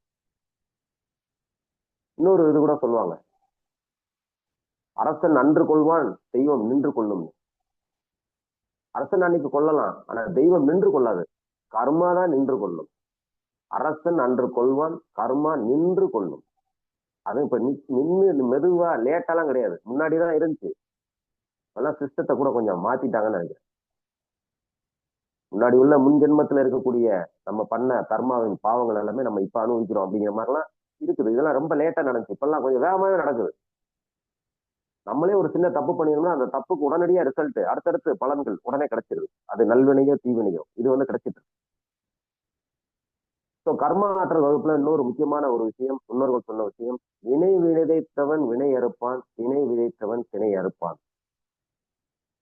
வினைய விதைச்சிட்டோம்னா வினைய அறுவடை பண்ணாம நம்ம வீட்டுக்கு போக முடியும். திணைய விதைச்சோம்னா திணைய நம்ம வந்து என்ன செய்வோம், அறுப்போம். சரி, இந்த நிகழ்காலத்துல நம்மளோட கர்மாவை வந்து நம்ம எப்படி குறைக்கிறது அப்படின்னு பாத்தீங்கன்னா, இன்னா செய்தாரை ஒருத்தர் அவர் நான நன்மை செய்துவார். நம்ம மேக்சிமம் வந்து நம்ம வாழ்க்கையில நம்ம பண்ணக்கூடிய ஒரு விஷயம், ரொம்ப இடங்கள்ல நமக்கு வந்து பல விஷயங்கள் வந்து பாத்தீங்கன்னா தவறுகள் தப்புகள் எல்லாமே நடக்கும். நம்ம பார்த்துட்டு தான் தவறுகள் தப்புகள் எல்லா இடத்துலயும் நடந்துட்டு இருக்கு, பார்த்துட்டு தான் இருப்போம். ஸோ இந்த நேரத்துல நம்ம இந்த நிகழ்காலத்துல நம்ம பண்ணக்கூடிய ஒரு மிக முக்கியமான விஷயம், என்ன செய்கிற ஒருத்தல் அவர்னால நன்மை செய்யுது. அதை நம்ம பண்ணிட்டாலே போதும். நம்ம நிச்சயமா எதிர்காலத்துல மிக நல்லாவே இருக்கும். இதை பண்ணும்போது நம்மளுடைய கர்மா அப்படிங்கிற ஒரு விஷயம் வந்து நமக்கு நிச்சயமா என்ன செய்யும், நமக்கு வந்து குறையும். இது போக நம்ம இன்னொரு குரலை வந்து நம்ம ஞாபகம் வச்சுட்டே இருக்கோம். நம்ம கர்மாசிலி வகுப்புல வந்துட்டோம், நம்ம இன்னொரு குரல் ஞாபகம் வச்சுட்டே இருக்கோம். தன்னஞ்செறிவது பொய்யற்க பொய்த்தபின் தன்னஞ்சே தன்னை சுடும். நம்ம மனசுக்குள்ளே தோணிச்சா, இது தப்புன்னு தோணிச்சுன்னா நம்ம பண்ணக்கூடாது. நிகழ்காலத்துல நம்ம பண்ணாம இருந்தோம் அப்படின்னா நிகழும் காலம் கர்மா இல்லாத ஒரு வாழ்க்கை நமக்கு கிடைக்கும். அடுத்து நமக்கு கர்மால வந்து எண்ட் ஆஃப் த பார்ட் என்ன அப்படின்னா, கர்மால நமக்கு எண்ட் ஆஃப் த பார்ட் என்ன இருக்கு அப்படின்னா, ரொம்ப பேர் வந்து சொல்லுவாங்க மரணமில்லா பெருவாழ்வு அப்படிம்பாங்க. மரணமே இல்லாம பெருவாழ்வு நமக்கு வேண்டாம். பிறவியே இல்லாத ஒரு வாழ்வு, பிறவியே இல்லாத ஒரு இதுதான் நமக்கு என்ன செய்யணும் வேணும். இதுதான் நம்ம கர்மா ஹீலிங் வகுப்போட எண்ட் ஆஃப் த பார்ட் வந்து பிறவி அடுத்து வேண்டாம். மனித பிறவி அப்படிங்கிறத இருக்கிறதே மகத்தான பிறவி. புல்லாகி பூடாகி புழுவாகி மரமாகி பல்விருகமாகி அப்படின்னு நம்ம வந்து சிவபுராணத்திலே படிச்சிருக்கோம். மனிதராய் கல்லாய் தேவராய் கலங்களாய் நல்ல அசுரராகி முனிவராய் தேவராய் இத்தாவர சங்கமத்துள் எல்லா பிறப்பும் பிறந்திழைத்தேன். சிவபுராணத்துல நம்ம பார்த்திருக்கோம். இனிமே எனக்கு பிறவியே வேண்டாம் அப்படிங்கிறத சிவபுராணத்துல இருக்கக்கூடிய மிக முக்கியமான அவர் வேண்டுதல். பிறவியே இல்லாம இருக்கணும் அப்படின்னா கர்மாவை நம்ம குறைக்கணும். கர்மா ஹீலிங்ல நமக்கு எவ்வளவு கர்மா நம்ம குறைச்சிட்டு இருக்கோம். இந்த கர்மா அப்படிங்கிறது என்ன அப்படின்னு பாத்தீங்கன்னா 3 விஷயம் இருக்கு. நம்ம செய்யக்கூடிய செயல், நம்ம பேசக்கூடிய வார்த்தை, நம்ம மனசுல ஓடக்கூடிய எண்ணங்கள். நம்ம செய்யக்கூடிய செயல் அப்படிங்கிறது இனிமேல் எப்படி இருக்கணும் அப்படின்னா, நல்லதே நினைக்கணும், நல்லதே செய்யணும். நல்லதே நினைக்கல், நல்லதே செய்யணும், நல்லதே நடக்கும். நல்லதே நினை, நல்லதே செய், நல்லதே நடக்கும். நம்ம கேள்விப்பட்டிருக்கோம். ஸோ நம்ம செய்யும் செயல் நேர்மையா இருக்கணும், உண்மையா இருக்கணும், அறம் சார்ந்து இருக்கணும். 2வது, நம்ம பேசக்கூடிய வார்த்தைகள். ரொம்ப இடங்கள்ல இந்த சொற்கள்னாலதான் பல இடங்கள்ல வந்து பிரச்சனைகள் அப்படிங்கிறது உருவாகுது. இந்த சொற்களை வச்சுதான் உருவாகும். இந்த சொற்களை நம்ம பயன்படுத்தக்கூடிய விதத்துல பல இடங்கள்ல நம்ம பிரச்சனைகளை குறைக்க முடியும். நம்ம கர்மா ஹீலிங்ல இருக்கிறவங்களுக்கு ரொம்ப பொறுமை இருக்கணும், ரொம்ப பக்குவம் இருக்கணும், நேர்மறை சிந்தனை இருக்கணும். வாடிய பயிரை கண்ட போதெல்லாம் வாடினார் வள்ளலார் அப்படிங்கிற மாதிரி, யாருக்காவது ஒரு கஷ்டம் அப்படின்னா அந்த கஷ்டத்தை நம்ம உணரணும். இன்னைக்கு நம்மளுடைய கஷ்டத்தெல்லாம் உணர்ந்து நமக்கு இரையாற்றலால நம்மளோட குருநாதர் வந்து நமக்கு என்ன செய்றாங்க, அதை உணர்ந்து பல விஷயங்கள் நமக்கு எதுவுமே கேட்க தேவையில்லை. அங்க அது ஒரு பெரிய நீர்வீழ்ச்சியில வந்து அருவியில இருந்து கொட்டுற மாதிரி வந்து அவ்வளவு விஷயங்கள் நமக்கு வந்துகிட்டே இருக்கும். எங்க இருந்து வருது தெரியாது, எங்க இருந்தும் வருது, நம்ம கேட்க தேவையில்லை. ஆனா உணர்தல் மூலமா நம்ம என்ன மாதிரியான மன உணர்வுல இருக்கோமோ அந்த உணர்தல் மூலமா நமக்கு தேவையான விஷயங்கள் கிடைச்சிட்டே இருக்கும். இதுதான் நம்மளுடைய கர்மா ஹீலிங். ஸோ நம்ம எல்லாமே கர்மா ஹீலிங்ல இருக்கோம். நமக்கு பேசக்கூடிய வார்த்தைகள் ரொம்ப பொறுமையா இருக்கணும், ரொம்ப பக்குவமா இருக்கணும். வார்த்தைகளை மிக சரியா பயன்படுத்தணும். யாரையும் கோபப்படுற வார்த்தைகளோ, அவச்சொல்களோ, அவதூறுகள் பரப்புறதோ, பழிச்சொல் போடுறது எதுவுமே இல்லாம வார்த்தைகளை நம்ம பயன்படுத்தணும். அதுக்கு நம்ம பக்குவப்படணும். அடுத்து நம்மளுடைய எண்ணங்கள், நல் எண்ணங்கள் தான் நம்ம கிட்ட இருக்கணும். நல் எண்ணங்கள் வந்து கொண்டு வரும்போது நமக்கு இன்னும் ரொம்ப சிறப்பா இருக்கும். சரி, எல்லாமே பண்ணிடுவோம், நம்ம நிகழ்காலத்துல இதெல்லாம் பண்ணிடுவோம். ஆனா நான் ரொம்ப கஷ்டப்படுறேமே, நான் என்ன பண்றேன்னு எனக்கே தெரியலையே, ஆனா இவ்வளவு பெரிய தண்டனையா அப்படின்னா, இது கர்மா அப்படிங்கிறது தண்டனை கிடையாது. அது நம்மளோட அக்கௌண்ட். நம்மளோட அக்கௌண்ட்ல என்ன இருக்கோ அது நமக்கு கிடைக்கும். போன பிறவியில போன ஜென்மத்துல நம்மளோட அக்கௌண்ட்ல பணம் போட்டு வச்சிருந்தா இந்த தடவை பணம் கிடைக்கும். போன ஜென்மத்துல போன பிறவியில நம்ம பாவங்கள் செஞ்சிருந்தோம்னா நமக்கு தெரியாது. அது தெரிஞ்சுதான் பண்ணுவோமா? மேக்சிமம் பண்ண மாட்டோம். நமக்கு தெரிஞ்சோ தெரியாமலோ அறிஞ்சோ அறியாமலோ சில தவறுகள் பண்ணா கூட நம்ம மனசு சொல்லும், இது நீ தப்பு பண்ணிருக்க, இது நீ சரி பண்ணிருக்க அப்படின்னு. அதை மேக்சிமம் அடுத்து நம்ம சரி பண்ணுவோம். ஆனா அந்த மாதிரி எல்லாம் நமக்கு தெரியாது. போன ஜென்மத்துல எப்படி இருந்த, என்ன பண்ணோம், என்ன பாவம் பண்ணோம். ரொம்ப பேர் சொல்லுவாங்க நான் என்ன பாவம் பண்ணேன்னே தெரியல. ஸோ கர்மால அக்கௌண்ட் இருக்கு. இது தண்டனை கிடையாது, அக்கௌண்ட். அக்கௌண்ட்ல இருக்கிறது நம்ம கொடுத்துருவாங்கல்ல.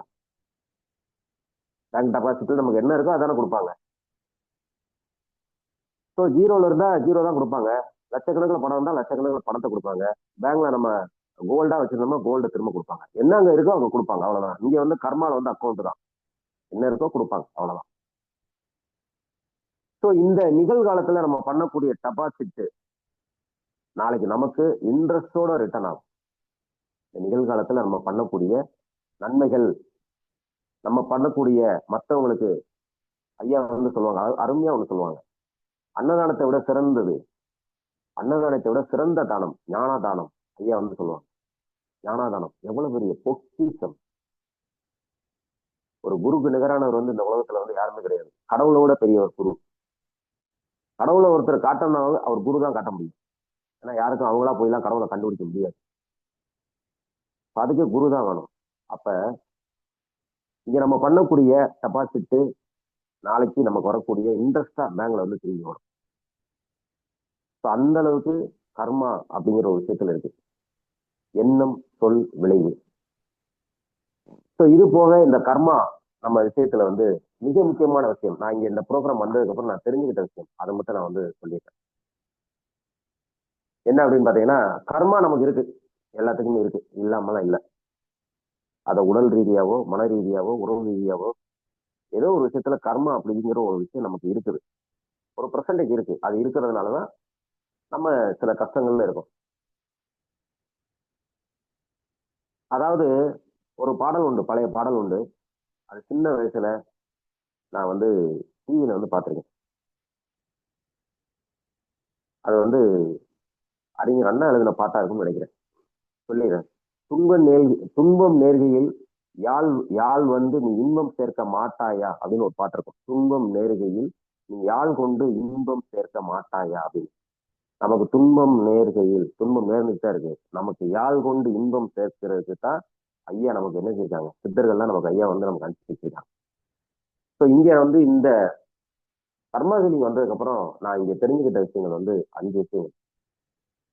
கர்மா வந்துருச்சு நமக்கு. கர்மா நமக்கு ரொம்ப முக்கியமா வாழ்க்கையில.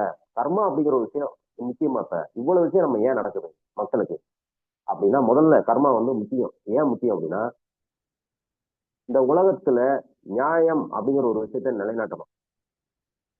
நியாயம்னு ஒண்ணு இருக்குல்ல, நீதி நேர்மைன்னு ஒண்ணு இருக்கு. அரசு சட்டங்களை விட்டுருங்க. ஏன்னா அரசு சட்டங்கள் வந்து அரசு சட்டங்களை விட இறை சட்டங்கள் தான் மதிப்பு மிக்கது அப்படின்னு நம்மளோட ஐயா வந்து சொல்லியிருக்காங்க. அரசு சட்டங்களை விட இறை சட்டங்கள் வந்து மதிப்பு மிக்கது.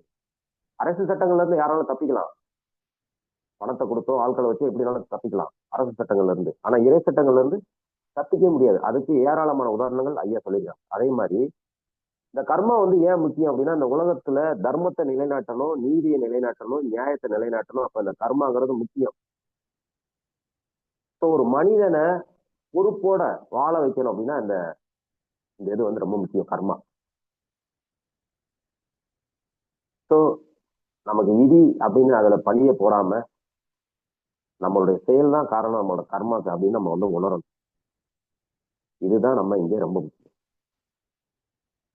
ஸோ இங்க உள்ள சட்டத்துல நம்ம இனிமே என்ன செய்யணும், நிகழ்காலத்துல என்ன செய்யணும், நல்லதே செய்யணும், உண்மையா இருக்கணும், நேர்மையா இருக்கணும், யாரையும் காயப்படுத்தக்கூடாது, நம்மளோட சொல்லாலேயோ செயலாலேயோ காயப்படுத்தக்கூடாது.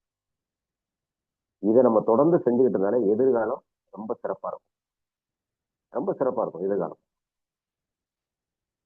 இந்த கர்மா அப்படிங்கிறதுல வந்து இது தவிர நம்ம தெரிஞ்சுக்கிட்ட விஷயம், இந்த கர்மா வந்து நம்ம வேற என்னென்ன செய்யணும், என்னென்ன கர்மா வந்துருச்சு, நான் இதை வந்து கர்மாவை குறைக்கணும், வேற என்ன செய்யறது? எங்கேயாவது கோயில்ல போய் உண்டியல் போட்டா கர்மா குறைஞ்சிருமா, செஞ்சிருமா? இல்ல. இங்க வந்து நம்ம தெரிஞ்சுக்கிட்ட விஷயம் மிக முக்கியமான 5, மிக முக்கியமான 5 நம்ம தெரிஞ்சுக்கிட்டோம். அதுல ஒண்ணு வந்து பாத்தீங்கன்னா, மன்னிப்பு கேட்கறது. மன்னிப்பு நம்ம கேட்கணும். நம்ம தெரிஞ்சோ தெரியாமலோ, அறிஞ்சோ அறியாமலோ மன்னிப்பு கேட்கறது. ஐயா வந்து ரொம்ப அற்புதமா அருமையா அந்த மன்னிப்பு அறிக்கை அப்படிங்கிறத நமக்கு வந்து கொடுத்துருக்காங்க. எவ்வளவு விதமான மன்னிப்பு, பெற்றோர்கள்ட்ட இருந்து, நம்மளோட மனைவிட்ட இருந்து, நம்ம கூட பிறந்தவங்கிட்ட இருந்து, இப்படி அந்த மன்னிப்பு அறிக்கையை வந்து அதை வாசிச்சு பார்த்தாலே போதும். நமக்கு வந்து கர்மா குறையுது உண்மை, அனுபவபூர்வமான உண்மை. அந்த மன்னிப்பு அறிக்கையை நம்ம படிக்கும் போது நம்மளுடைய கர்மா குறையுது, நம்ம மனசு அமைதியாகுது, நம்ம மனசு லேசாகுது. நம்ம கிட்ட வந்து ஏதோ ஒரு உள்ளத்துல உறுத்திக்கிட்டு இருந்தக்கூடிய ஒரு விஷயம் நமக்கு அதை அப்படியே என்ன செய்யுது, பஞ்சு போல எல்லாம் பஞ்சு போல பறக்குது. அந்த மன்னிப்பு அறிக்கையை எல்லாம் படிச்சோம்னாலே அது நடக்கும். இது எனக்கு நேரடியான அனுபவம். இந்த மன்னிப்பு அறிக்கையை படிக்கும் போது உணர்வுபூர்வமான அனுபவம். நிச்சயமா மனசார நம்ம மன்னிப்பு கேட்கும் போது முதல் முறை நான் அந்த மன்னிப்பு அறிக்கையை வாங்கி நான் அதை வந்து ஃபுல்லா ஒரு தடவை படிக்கும்போது என் கண்ணுல இருந்து கண்ணீர் வந்துச்சு. ஏன்னா அந்த மன்னிப்பு அப்படிங்கிறது நிஜமாவே அவ்வளவு பாவம் இப்பயே பண்ணிட்டோம் நம்ம. போன ஜென்மத்துல தெரியாதுங்க, தெரியாம நாங்க பண்ண பாவத்துக்கு இப்பயுமாங்க எங்களுக்கு தண்டனை அப்படின்னு கேட்கிற பல பேரை பார்த்திருக்கோம். இந்த ஜென்மத்திலேயே நம்ம கண்ணுக்கு முன்னாடி நினைச்சிருக்கோம். பல விஷயங்களை பண்ணியிருக்கோம், பல விஷயங்களை செய்ய தவறி இருக்கோம், பல விஷயங்கள்ல சொல்ல நடக்காம நம்ம இருந்திருக்கோம். இதெல்லாமே தவறுதான். அப்ப இதுக்கெல்லாம் வந்து காலம் கடந்ததுக்கு அப்புறம் மன்னிப்புங்கிறது நேரடியா போய் கேட்க முடியாது. அப்ப மன்னிப்பு அப்படிங்கிறத கேட்கறது எவ்வளவு விஷயங்கள் மன்னிப்பு. அந்த மன்னிப்பு அறிக்கையில படிச்சுட்டோம்னாலே போதும், அப்படியே சர நமக்கு என்னஞ்சிடும், கர்மா வந்து குறையுது அனுபவபூர்வமான உண்மை. ரெண்டாவது, மன்னிப்பு கொடுத்துருங்க அப்படின்னு சொல்லியிருக்காங்க. நம்ம கர்மா ஆற்றல் சில முதல் சொன்னது மன்னிப்பு கேட்டுருங்க, மனசார மன்னிப்பு கேளுங்க, மனசார கேட்டுருவோம் மன்னிப்பு. அடுத்து மன்னிப்பு கொடுத்துருங்க. ஒரு சிலர் நம்மளோட மன்னிப்பு அவங்களா மனசார கேட்க மாட்டாங்க, ஆனா நம்மளாவே மன்னிச்சிடணும். அவங்களுக்கு தெரியும் நமக்கு ஆப்போசிட்டா நமக்கு யாரு என்ன பண்ணாங்க, நமக்கு எதிர்ப்புறமா யார் என்ன பண்ணாங்க அப்படிங்கிறது நமக்கு தெரியும். அவங்க பேரை சொல்லி நம்ம அவங்களுக்கு மன்னிப்பு அப்படிங்கறத நினைச்சிருவோம், கொடுத்துருவோம், தாராளமா மன்னிப்பு கொடுத்துருவோம். அதுல என்ன இருக்கு நமக்கு? அந்த ஒரு விரோதத்தை, அந்த ஒரு எதிர்மறை ஒரு சிந்தனையோட நம்மையே கொண்டு போய்கிட்டே இருக்கணும். நம்ம தாராளமா மன்னிப்பு நினைஞ்சிருவோம், கொடுத்துருவோம். ஸோ முதல்ல மன்னிப்பு கேட்கறது, இறங்கி மன்னிப்பு கேட்போம். அதே மாதிரி மன்னிப்பு வள்ளல் மாதிரி மன்னிப்பை கொடுத்துருவோம். மூணாவது விஷயம், நன்றி அப்படிங்கிற ஒரு வார்த்தைகள், நன்றிகள் அப்படிங்கிற ஒரு வார்த்தைகள் வந்து பாத்தீங்கன்னா அற்புதமான ஒரு வார்த்தை தமிழ்ல இருக்கக்கூடிய இந்த நன்றிகள் அப்படிங்கிறது. ரொம்ப பேர் வந்து ஆங்கிலத்துல தேங்க்யூன்னு சொல்லுவாங்க, அதுல உயிரே இருக்காது, உயிரோட்டமே இருக்காது. தேங்க்யூ தேங்க்ஸ் அப்படின்னா அதுல உயிரோட்டமோ உயிரோ இருக்காது. ஆனா நன்றிகள் அப்படின்னு சொன்னோம்னா அதுல அப்படியே உயிரோட்டம் இருக்கும். உயிரோட இருக்கக்கூடிய வார்த்தைகள் வந்து தமிழ் வார்த்தைகள். அதனாலதான் அதுக்கு தமிழ் வார்த்தைகளுக்கு பேர் வந்து உயிர் எழுத்து. வேற எந்த எழுத்துக்களையும் உயிர் சம்பந்தமான எழுத்துக்கள் அப்படின்னு இல்லை, தமிழ்ல மட்டும்தான் இருக்கு உயிரெழுத்து அப்படின்னு இருக்கிறது தமிழ்ல தான். ஏன்னா உயிருள்ள வார்த்தைகள், அது உயிர் உள்ளது. இன்னைக்கு அசையா பொருளை பாக்குறோம், எழுத்துக்களுக்கு உயிர் இருக்கா? சத்தியமா எழுத்துக்களுக்கு உயிர் இருக்கு, அதுவும் தமிழ் எழுத்துக்களுக்கு உயிர் இருக்கு. ஸோ நன்றிகள் அப்படிங்கிறது அற்புதமான ஒரு வார்த்தை. இந்த நன்றிகள் நம்ம என்ன செய்யணும், நம்ம மக்களுக்கு வந்து நம்ம சொல்லிக்கிட்டே இருக்கணும். எப்பெல்லாம் சொல்றது, மன்னிப்பு அறிக்கைய நம்ம காலையில படிக்கலாம், எப்ப டைம் இருக்கோ அப்பெல்லாம் படிக்கலாம். இந்த நன்றிகள் அப்படிங்கிறது நீங்க எங்க பயணிச்சுட்டு இருந்தாலும் சொல்லிக்கிட்டே இருக்கலாம். நம்ம மன்னிப்பு அறிக்கையை நீங்க வந்து ஒரு தடவை ரெண்டு தடவை நீங்க படிச்சு பார்த்துட்டீங்கன்னா உங்களுக்கு அப்படியே மெமரிலேயே அப்படியே வந்துடும், மெமரிலேயே உங்களுக்கு ஸ்டாக் ஆயிடும். நீங்க அப்படியே மெமரிலேயே நீங்க சொல்லிக்கிட்டே இருக்கலாம் மன்னிப்பு. அதே மாதிரி இந்த நன்றிகள் அப்படிங்கிறதும் நீங்க போகும்போது வரும்போது எங்கெங்கெல்லாம் உங்களுக்கு நல்லது நடக்கும் நன்றிகள் சொல்லிடுங்க. எங்கெங்க நல்லது நடக்கும் நன்றிகள் சொல்லிட்டே இருங்க. நல்லது நடக்குதா நன்றிகள் சொல்லுங்க, கெட்டது நடக்கா இறைவா நன்றி என்னோட கர்மாவை குறைக்கிறேன், எல்லாத்துக்குமே நன்றி தான். நன்றிகள்ங்கிறது எல்லா விஷயத்துக்குமே சொல்லலாம். நல்லது நடந்தா தான் நன்றி, கெட்டது நடந்தா நன்றி கிடையாது அப்படின்னு இல்லை. நம்மளாம் கர்மா ஃபீலிங்ல இருக்கோம், ஐயாவோட வழிகாட்டல இருக்கோம். நல்லது நடக்கா நன்றிகள், சந்தோஷமான நன்றிகள். கெட்டது நடக்கா ஐயா இறைவனுக்கு நன்றி, கர்மா குறையுது, எனக்கு ரொம்ப சந்தோஷம், ரொம்ப மகிழ்ச்சி, நான் கர்மா வந்து எனக்கு என்ன செய்யுது, குறையுது, அவ்வளவுதான். இந்த மாதிரி நன்றிகள் அப்படிங்கிறது மூணாவது ஒரு விஷயம். நாலாவது ஒண்ணு இருக்கு, நாலாவது அஞ்சாவது சொல்லியிருக்காங்க. கர்மா உங்களுக்கு குறையணும் அப்படின்னா தானங்கள் தர்மங்கள் பண்ணுங்க. உண்மையிலே இது சூப்பரான ஒரு விஷயம், அருமையான விஷயம். தானங்கள் தர்மங்கள் பண்ணுங்க. இந்த முன்னாடி வந்து என்னுடைய மனநிலை எப்படி இருக்கும் அப்படின்னா, நம்ம எங்கேயாவது போவோம், பஸ்லயோ ட்ரெயின்ல போகும்போது யாராவது ஒரு யாசகம் கேட்டு வந்தாங்கன்னா ஒரு சில பேர் பார்த்தோன்னே கொடுக்கணும்னு நமக்கு தோணும், கொடுத்துருவோம். ஒரு சில பேர் தோணாது, கொடுக்கணும்னு தோணாது, கொடுக்க மாட்டோம், என்னத்தை கொடுக்க அப்படின்னு விட்டுருவோம். இன்னும் ஒரு சிறு வயசுல எல்லாம் நானே சொல்லியிருக்கேன். ஏன்னா சொல்லுவாங்களே, உனக்கெல்லாம் கைகள்லாம் நல்லா தானப்பா இருக்கு, நீ எப்ப பிச்சை எடுக்கு அப்படின்னு சொல்லுவோம். அந்த மாதிரிலாம் நான்லாம் சொல்லியிருக்கேன். நாங்கெல்லாம் கடை வச்சு வியாபாரம் பண்ணும்போது ஒரு சில பேர் ஏதாவது கேட்டு வந்தாங்கன்னா சொல்லியிருக்கோம், நல்லா தானே இருக்க, வேலை போகணும், ஏன் பிச்சை எடுக்க, நம்மளே சொல்லியிருக்கோம். ஆனா கர்மாவளி வந்ததுக்கு அப்புறம் தான் அந்த மாதிரி ஐயா சொன்னாங்க, அது அவங்க கர்ம வழினால அவங்க அந்த மாதிரி பண்றாங்க, நம்ம அந்த மாதிரி சொல்லக்கூடாதுன்னு சொல்லி. வார்த்தைகளால ஒருத்தரை வந்து நினைக்கக்கூடாது, வார்த்தை பிரயோகம் பண்ணி அவரை நம்ம தாக்குதல் வந்து பண்ணக்கூடாது. தாக்குதல் அப்படிங்கிறது நேரடியா கையால அடிக்கிறதோ கத்தியால குத்துறதோ கிடையாது. வார்த்தைகளால கூட ஒருத்தர் என்ன செய்யலாம், குத்தலாம், நெஞ்ச புழக்கலாம் அப்படியே. அப்ப அந்த வார்த்தை பிரயோகம் அப்படிங்கிறத கூட ஒருத்தருக்கு தாக்குதல் நம்ம பண்ணக்கூடாது. ஏன்னா நம்ம வந்து கர்மா ஹீலிங்ல இருக்கோம். ஸோ இந்த கர்மா ஹீலிங் அப்படிங்கிறது மிக அற்புதமான ஒரு ஆற்றல், மிக அற்புதமாக வடிவமைக்கப்பட்ட ஒரு விஷயம் இந்த அஞ்சுமே. ஸோ நான் தவறு செஞ்சுட்டேன், நான் மனசார மன்னிப்பு கேட்டுக்கிறேன். ஃபர்ஸ்ட் நீங்க எனக்கு தவறு பண்ணிருக்கீங்க, நான் உங்களை மனசார மன்னிக்கிறேன். ரெண்டாவது, மூணாவது, நடந்த அனைத்து செயல்களுக்கும் நன்றி, நல்லதோ கெட்டதோ. நல்லது நடந்தால் நன்றி, கெட்டது நடந்தால் நன்றி. அடுத்தது 4, 5 தானங்கள் தர்மங்கள். ஸோ இதை நம்ம செஞ்சுக்கிட்டே இருந்தாலே போதும், நம்மளோட வாழ்க்கை சிறக்கும், நம்மளோட வாழ்க்கை ஒளி வீசும், கர்மா குறையும். கர்மா குறைஞ்சாலே நமக்கு ஐயா அன்னைக்கு சொன்ன மாதிரி துக்கம் சந்தோஷமாக மாறும் அப்படின்னு சொல்லியிருப்பாங்க பைபிள்ல. ஐயா கூட அன்னைக்கு ஒரு நாள் சொன்னாங்க, துக்கம் சந்தோஷமாக மாறும் அப்படின்னு. ஸோ அந்த மாதிரி மாறிடும். அதே மாதிரி நம்மளுடைய எண்ணங்கள் தான் வாழ்க்கை அப்படின்னு வந்து அன்னைக்கு கூட நன்னெறியாளர் ஆசிரியர் சொன்னாங்க. எண்ணங்கள் தான் வாழ்க்கை, நீ எதுவாக நினைக்கிறாயோ அதுவாகவே ஆகிறாய் அப்படின்னு நமக்கு சொல்லியிருக்காங்க. நீ எதுவாக நினைக்கிறாயோ அதுவாகவே ஆகிறாய்.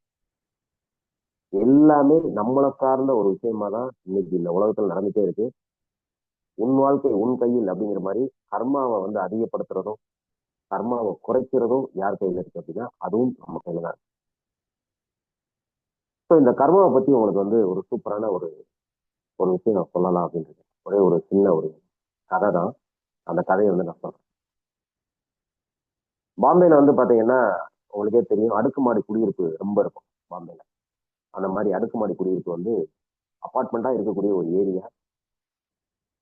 அந்த ஏரியால வந்து பாத்தீங்கன்னா ஒரு அசோசியேஷன் அப்படின்லாம் வச்சிருப்பாங்க, அதுக்கு ஒரு தலைவர் அப்படின்லாம் இருப்பாங்க. ஏன்னா அங்க வரக்கூடிய சில குறைகள் நிறைகள் இல்லாட்டி அடுத்து என்ன பண்ணணும் இப்படிங்கிற மாதிரி பல விஷயங்கள் வந்து இருக்கும். அந்த அபார்ட்மெண்ட்ஸா இருந்துச்சுன்னா அந்த மாதிரிலாம் இருக்கும். தண்ணி வரல, கரண்ட் இல்லை, சுத்தப்படுத்தல அப்படிங்கிற மாதிரி. அப்ப அதுக்குன்னு ஒரு அசோசியேஷன், அதுக்குன்னு ஒரு தலைவர் எல்லாருமே இருப்பாங்க. அந்த மாதிரி பாம்பேல ஒரு அடுக்குமாடி குடியிருப்பு நிறைந்த ஒரு இடம். அந்த அடுக்குமாடி குடியிருப்பு நிறைந்த இடத்துல ஒருத்தர் அசோசியேஷன் தலைவரா இருக்காரு. அப்ப அந்த அடுக்குமாடி குடியிருப்புல ஒரே ஒருத்தர் வந்து என்ன செய்யறாருன்னா, நல்ல ஒரு இளைஞர், டெய்லி அவரால் பிரச்சனை. என்ன செய்யறாருன்னா அவர் வந்து குடிக்கிறார், அவர் மது அருந்துறாரு டெய்லி. அவர் நல்லா படிப்பு படிச்சவர், என்ன காரணத்தினால அந்த பழக்கத்தினால அதை பண்றாருன்னு தெரியல. ஆனா டெய்லி மது அருந்திட்டு தான் வராரு அந்த அபார்ட்மெண்ட்டுக்கு. அங்க பல பேரோட பிரச்சனை மது அருந்திட்டு வர்றதுனால இரவு ரொம்ப நேரம் கழிச்சு வர்றது, இரவு ரொம்ப நேரம் கழிச்சு வந்து செக்யூரிட்டிக்கு வந்து சண்டை போடுறது, தகராறு பண்றது, இந்த மாதிரி அவரோட வாழ்க்கை இருந்திருக்கு. அப்ப அந்த அசோசியேஷன் எல்லாமே கூடுறாங்க. கூடி என்ன சொல்றாங்கன்னா, இனி வந்து இவருக்கு வந்து இடம் கொடுக்கக்கூடாது, இவர் வெளியே அனுப்பணும் அப்படின்னு சொல்றாங்க. அப்ப அந்த அசோசியேஷன்ல இருக்கக்கூடிய தலைவர் என்ன சொல்றாரு அப்படின்னா, இல்ல அந்த மாதிரி நம்ம அனுப்ப வேண்டாம், நான் அவரை பாத்துக்கிறேன் அப்படின்னு சொல்லி அந்த அசோசியேஷன் தலைவர் என்ன செய்யறாருன்னா, அவர் குடிச்சு போட்டு வர்றப்பெல்லாம் அவர் கண்ணு முழிச்சு நைட்டு வரைக்கும் இருக்கிறார். அவர் குடிச்சு வந்ததுக்கு அப்புறம் செக்யூரிட்டிகிட்ட போய் தகராறு பண்ணாம அவரை கைத்தாங்களா அழைச்சிட்டு வந்து அப்படியே கொண்டு வந்து அவர் ரூம்ல விடுறத அவரோட வேலையாவே டெய்லி வச்சிடுறாரு. டெய்லி நைட்டு கண்வழிக்கு அவர் குடிச்சிட்டு எப்பெல்லாம் வர்றாரோ அப்பெல்லாம் அவரை அழைச்சி விட்டு அவருடைய இடத்துல அவருடைய அபார்ட்மெண்ட்ல அவர் ரூம்ல கொண்டு போய் விட்டுட்டு கதவை பூட்டிட்டு வர்றத தொடர்ந்து அந்த வேலையாவே அவரு அந்த அசோசியேஷன் இருக்கக்கூடிய தலைவர் வந்து செய்யறாரு. அதுக்கப்புறம் யாருமே வந்து இவர் பிரச்சனை பண்றாருங்கிறது சொல்லல. அவர் குடிச்சிட்டு வரும்போதெல்லாம் அவர் வந்து சில ஆலோசனைகள் சொல்லிட்டே இருக்கார், சில அறிவுரைகள், சில ஆலோசனைகள். இந்த மாதிரி வந்து இருக்கக்கூடாது, நீங்க எவ்வளவு படிச்சிருக்கீங்க, நீங்க ஏன் அப்படி இருக்கீங்க. ஏன்னா அவங்க குடிச்சிட்டு இருக்கக்கூடிய அந்த இளைஞருக்கு மனசுல என்ன காயமோ, மனசுல என்ன வலியோ, மனசுல என்ன விரக்தியோ அது தெரியாது. இருந்தாலும் இவர் தொடர்ந்து அவருடைய ஆலோசனைகளையும் அவருடைய அறிவுரைகளையும் தொடர்ந்து செஞ்சுக்கிட்டே இருக்கார். இப்படியே போகும்போது அந்த குடிச்சிட்டே இருக்க இளைஞர் வந்து கொஞ்சம் யோசிக்கிறார், டெய்லி நம்ம குடிச்சிட்டு வரோம், இந்த அப்பார்ட்மெண்ட்டே நம்மளை திட்டுச்சு, இந்த அப்பார்ட்மெண்ட்டே நம்ம வெளியே அனுப்பணும்னு சொல்லி, ஆனா நமக்காக இவர் பொறுப்படுத்தி இவ்வளவு சொல்றாரு, இவர் செய்யறாரு அப்படின்னு அவர் கொஞ்சம் கொஞ்சமா அவருக்குள்ள ஒரு மாற்றத்தை வந்து கொண்டு வர்றாரு. இப்ப நம்மளுமே என்ன செய்யறோம், நம்மளோட இதை வந்து பிரிச்சிடலாம், ரெண்டா பிரிக்கலாம். நம்மளோட வாழ்க்கையை, என்னுடைய வாழ்க்கையை ரெண்டா பிரிக்கலாம். என்ன அப்படின்னா, கிமு கிபி நம்ம கேள்விப்பட்டிருப்போம். கிறிஸ்து பிறப்பதற்கு முன் கிமு, கிறிஸ்து பிறப்பதற்கு பின் கிபி. நம்ம வந்து பாத்தீங்கன்னா காமு காப்பி, கர்மாவுக்கு முன் கர்மாவுக்கு பின், கர்மா ஹீலிங்க்கு முன் கர்மா ஹீலிங்க்கு பின்னு பிரிச்சிடலாம். ஏன்னா இந்த கிளாஸுக்கு வந்ததுக்கு அப்புறம் தான் நம்ம வந்து நல்லதே தான் செய்யணும், நல்லதே தான் நினைக்கணும், தீயதை நினைக்கக்கூடாது, தீயதை பார்க்கக்கூடாது, தீயதை செய்யக்கூடாது. எத்தனையோ அறிஞர்கள் பெருமக்கள் எவ்வளவு விஷயங்கள் சொல்லியிருந்தாலும் நம்ம இது வந்ததுக்கு அப்புறம் தான் நம்ம என்ன செய்யறோம், அதுக்குள்ள போறோம். அந்த மாதிரி வந்து பாத்தீங்கன்னா நம்ம இன்னைக்கு வந்து நேர்முறை சிந்தனையா நம்ம எப்படி இந்த சமூகத்தை ஒரு விழிப்புணர்ச்சியோட கர்மா அப்படிங்கிற கண்ணாடியை மாட்டிக்கிட்டு எப்படி நம்ம இந்த உலகத்தை நம்ம பாக்குறோமோ, இந்த சமூகத்தை பாக்குறோமோ, அதே மாதிரி நம்ம விழிப்புணர்ச்சி அடையிற மாதிரி அந்த குடிச்சிட்டே இருக்கிறவங்க விழிப்புணர்ச்சி அடைகிறார் கொஞ்சம் கொஞ்சமா. இல்ல நமக்காக ஒரு இவ்வளவு சொல்றாரு, நமக்காக ஒரு இவ்வளவு பாடுபடுறாரு, நம்ம வந்து என்ன செய்யணும், அவர் சொல்றதை கேட்கணும். நமக்காக இல்லாட்டாலும் அவருக்காக நம்ம கேட்கணும் அப்படின்ட்டு கொஞ்சம் குடிக்கிறத கொஞ்சம் கொஞ்சமா நிறுத்துறாரு, கொஞ்சம் கொஞ்சமா குறைக்கிறாரு. நேரத்துக்கு அவருக்கு ரூமுக்கு வர்றாரு. இப்படியே வந்து காலங்கள் போகுது. ஒரு காலகட்டத்துல அவர் வந்து என்ன செய்யறாருன்னா, அங்க உள்ளவங்ககிட்ட விடைபெறுகிறார். அவருக்கு வந்து ஒரு வேலை கிடைச்சிருக்கு, எனக்கு ஒரு வேலை கிடைச்சிருக்கு, நான் வந்து இந்த அபார்ட்மெண்ட் விட்டு நான் கிளம்புறேன், நான் வெளியூர் போக வேண்டியிருக்கு. ரொம்ப சந்தோஷம், ரொம்ப மகிழ்ச்சி. என்னை இந்த அளவுக்கு உங்களோட அன்பு கொண்டு ஆதரிச்சு எனக்கு வந்து இந்த அளவுக்கு அடுத்த கட்டத்துக்கு நீங்க கொண்டு வந்ததுக்கு ரொம்ப நன்றி அப்படின்னு அங்க இருக்கக்கூடிய அப்பார்ட்மெண்ட்ல இருக்கக்கூடிய அத்தனை பற்றி சொல்லிட்டு, அந்த இது நாள் வரைக்கும் அவரை பராமரிச்ச அவருடைய அந்த அசோசியேஷன் தலைவர்கிட்டையும் சொல்லிட்டு அவர் வந்து பிரியா விடை வந்து பெற்று கிளம்பிட்டார். காலங்கள் உருண்டோடுது, மாசங்கள் உருண்டோடுது, வருடங்கள் உருண்டோடுது. இதெல்லாம் சப்ஜெக்ட் முடிஞ்சிருச்சு. ஸோ இன்ட்ரோல் வந்து அடுத்து என்ன அப்படின்னு பாத்தீங்கன்னா, ஒரு பையன் வந்து ட்ரை பண்றான். ஒரு பையன் வந்து பாத்தீங்கன்னா ஃபாரின் போய் வேலைக்கு போகணும் அப்படின்னு ட்ரை பண்றான் ஒரு இடத்துல. அப்போ வந்து அவனுக்கு ஒரு கனவு என்ன அப்படின்னா, கனடா போகணும், நம்ம நம்ம படிச்ச படிப்புக்கு கனடா போனோம்னா நல்லா இருக்கும் அப்படிங்கிற மாதிரி வந்து அவன் முயற்சி பண்ணி கனடாக்கு வந்து எல்லாம் அப்ளை பண்றான். இன்டர்வியூ நடக்குது, அவங்க வர சொல்லிட்டாங்க கனடாக்கு. இவ்வளவு சம்பளம் உங்களுக்கு, நீங்க வாங்க அப்படின்ன உடனே இங்க எல்லாத்தையும் அவனுக்கு பயங்கர ஹாப்பி.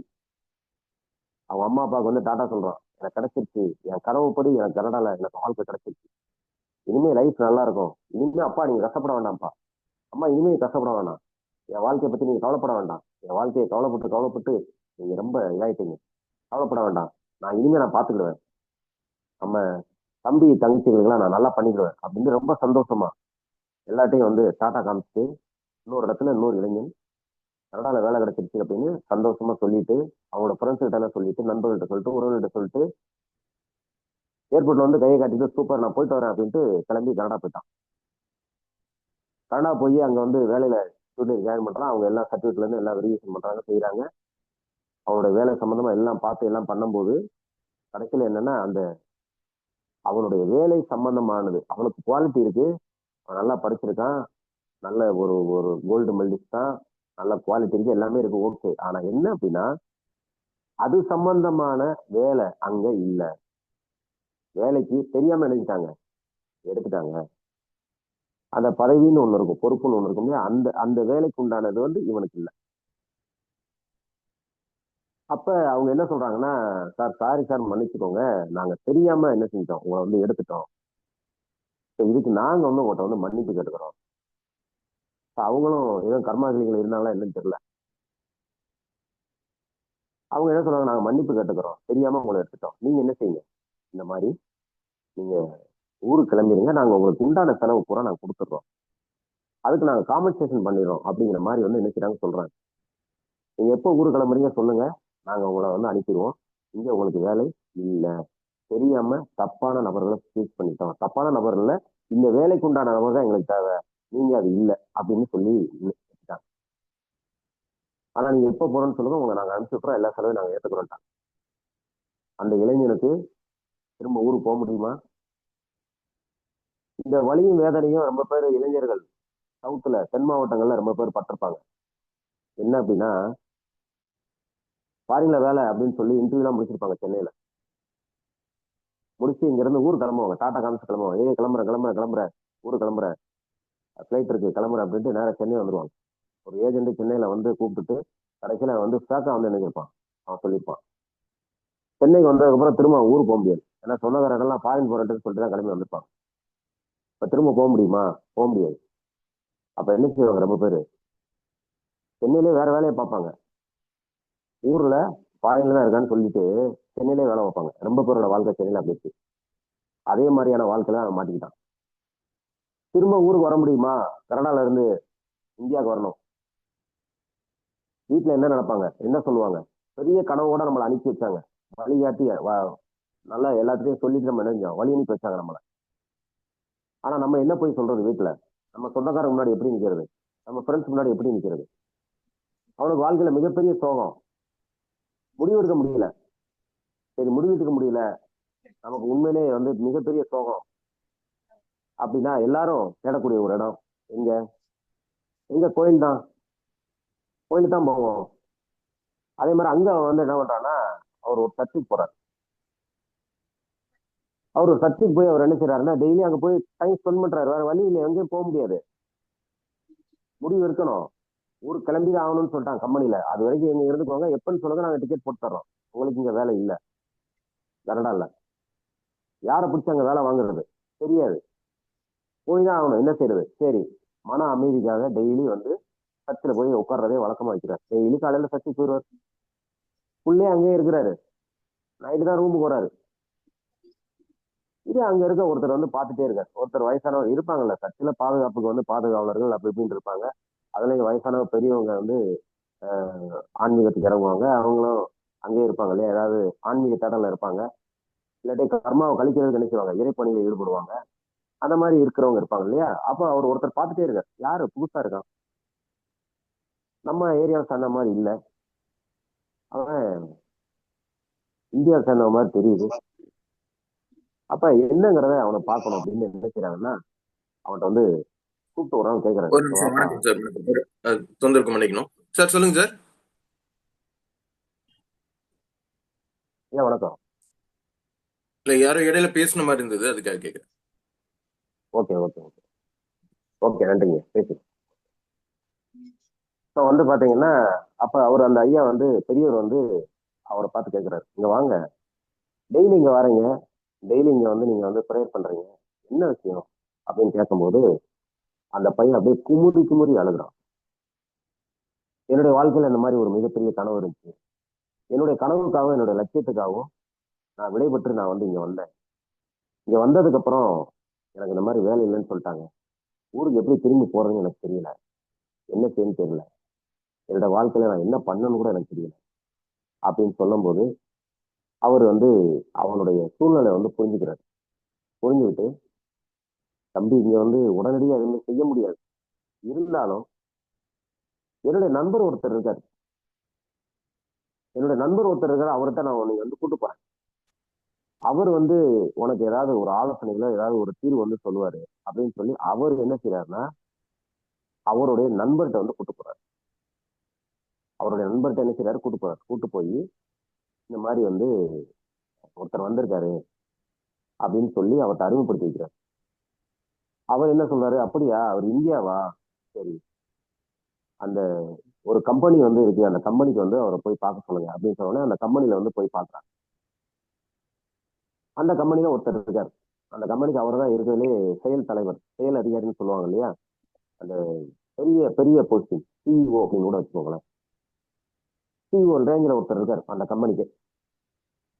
அவரை போய் பாருங்கன்னு இவர் அவரை போய் பார்க்கறாரு. அவரை போய் பார்த்தோன்னே, நான் இந்தியால இருந்து வந்திருக்கேன், இந்த மாதிரி எனக்கு சம்பவம் நடந்துருச்சு, எனக்கு நான் திரும்ப ரிட்டர்ன் தான் போகணும், என்ன செய்யணும்னு தெரியல அப்படின்னு சொன்னோன்னே, அப்படியா அப்படின்னா அந்த தலைமை செயல் அதிகாரி இருக்காரு இல்லையா அந்த நிறுவனத்துல, அவர் வந்து இவர் விசாரிக்கிறார், நீங்க எந்த ஊர்? நான் வந்து பாம்பே. அப்படியே பாம்பே வா, சூப்பர். பாம்பேல நீங்க எந்த இடத்துல? சார் பாம்பேல இந்த அட்ரஸ்ல இருந்தோம். அப்படியே அது எந்த ஏரியால இருக்கு? இந்த ஏரியால இருக்கு சார், இந்த அபார்ட்மெண்ட். அப்படியா, சூப்பரு. அந்த அபார்ட்மெண்ட்ல நீங்க எங்க? அந்த அபார்ட்மெண்ட்ல இந்த இந்த எத்தனை நம்பர் வீடு அப்படிங்கிற மாதிரி எல்லாமே சொல்றாரு, அட்ரஸ் எல்லாமே சொல்றாரு. ஓகே, சூப்பர், ரொம்ப சந்தோஷம், நான் வந்து எங்க மேல உங்களுக்கு வேலை தர்றேன் உடனடியா அப்படின்னு சொல்லி அந்த நிறுவனத்துல தலைமை செயல் அதிகாரியா இருக்கக்கூடிய அந்த நபர் அவருக்கு உடனடியாக என்ன செய்யறாருன்னா அந்த வேலையை வந்து போட்டு கொடுக்குறாரு. உங்களுக்கு அப்பாயின்மெண்ட் இன்னைக்கே தர்றேன், அப்பாயின்மெண்ட் ஆர்டர் இருந்தாங்க அப்படின்னு கொடுக்குறாரு. இங்க இருந்து கனடா போன இளைஞருக்கு ஒரே ஆச்சரியம் என்ன அப்படின்னா, ஏற்கனவே நம்மளை வடிகட்டி செலக்ட் பண்ணி நம்மளை தேர்ந்தெடுத்து ஒரு கம்பெனி கூப்பிட்டு அவ்வளவு சம்பளம் கூப்பிட்டு பெரிய எதிர்பார்ப்புகளோட கனவுகளோட வந்தோம் அந்த கம்பெனிக்கு. கடைசியில இந்த வேலைக்கு சரியான ஆளை நாங்க தேர்ந்தெடுக்க மட்டும் சாரி மன்னிச்சிருங்க சொல்லி அனுப்பி சொல்லிட்டாங்க. ஆனா யதார்த்தமா ஒருத்தரை பார்த்தோன்னா அவர் வந்து நமக்கு என்ன செய்யறாரு, இவ்வளவு பெரிய கம்பெனி எக்ஸ்பெக்ட் பண்ணவே இல்லை, அந்த கம்பெனில வேலையே கிடைக்காது.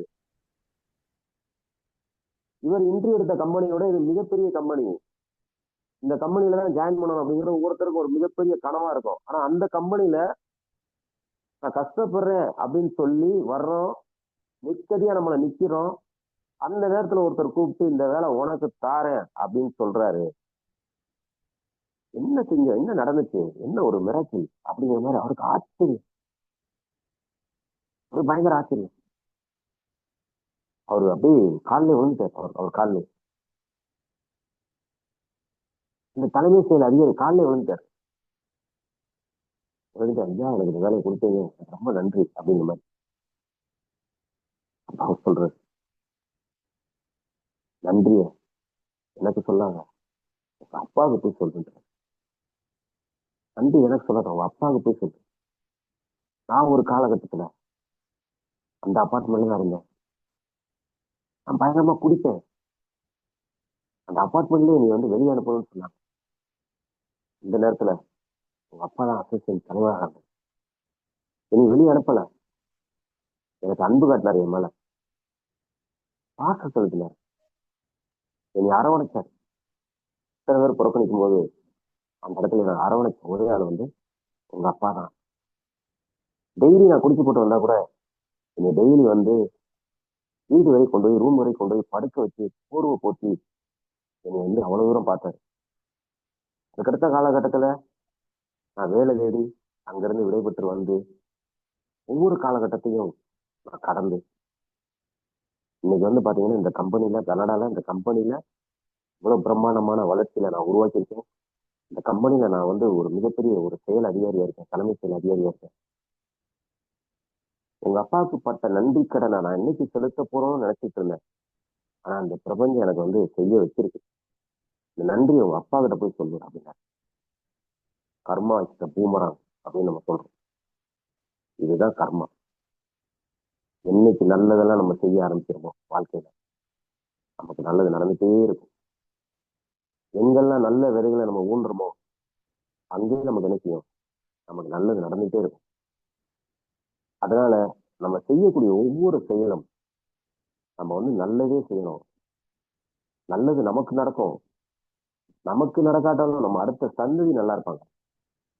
கர்மா பத்தி சொல்லக்கூடிய விஷயம் வந்து என்ன அப்படின்னா, நம்ம பிள்ளைகளுக்கு சொத்து சேர்க்கணுமா, நான் இத்தனை கோடி சேர்த்து வச்சுட்டேன், நான் இத்தனை பங்களா வந்து நான் சேர்த்திருக்கேன், நான் இத்தனை இதை வந்து என்னோட குடும்பத்துக்கு எழுதி வைக்க போறேன், வேண்டவே இல்லை, வேண்டவே இல்லை.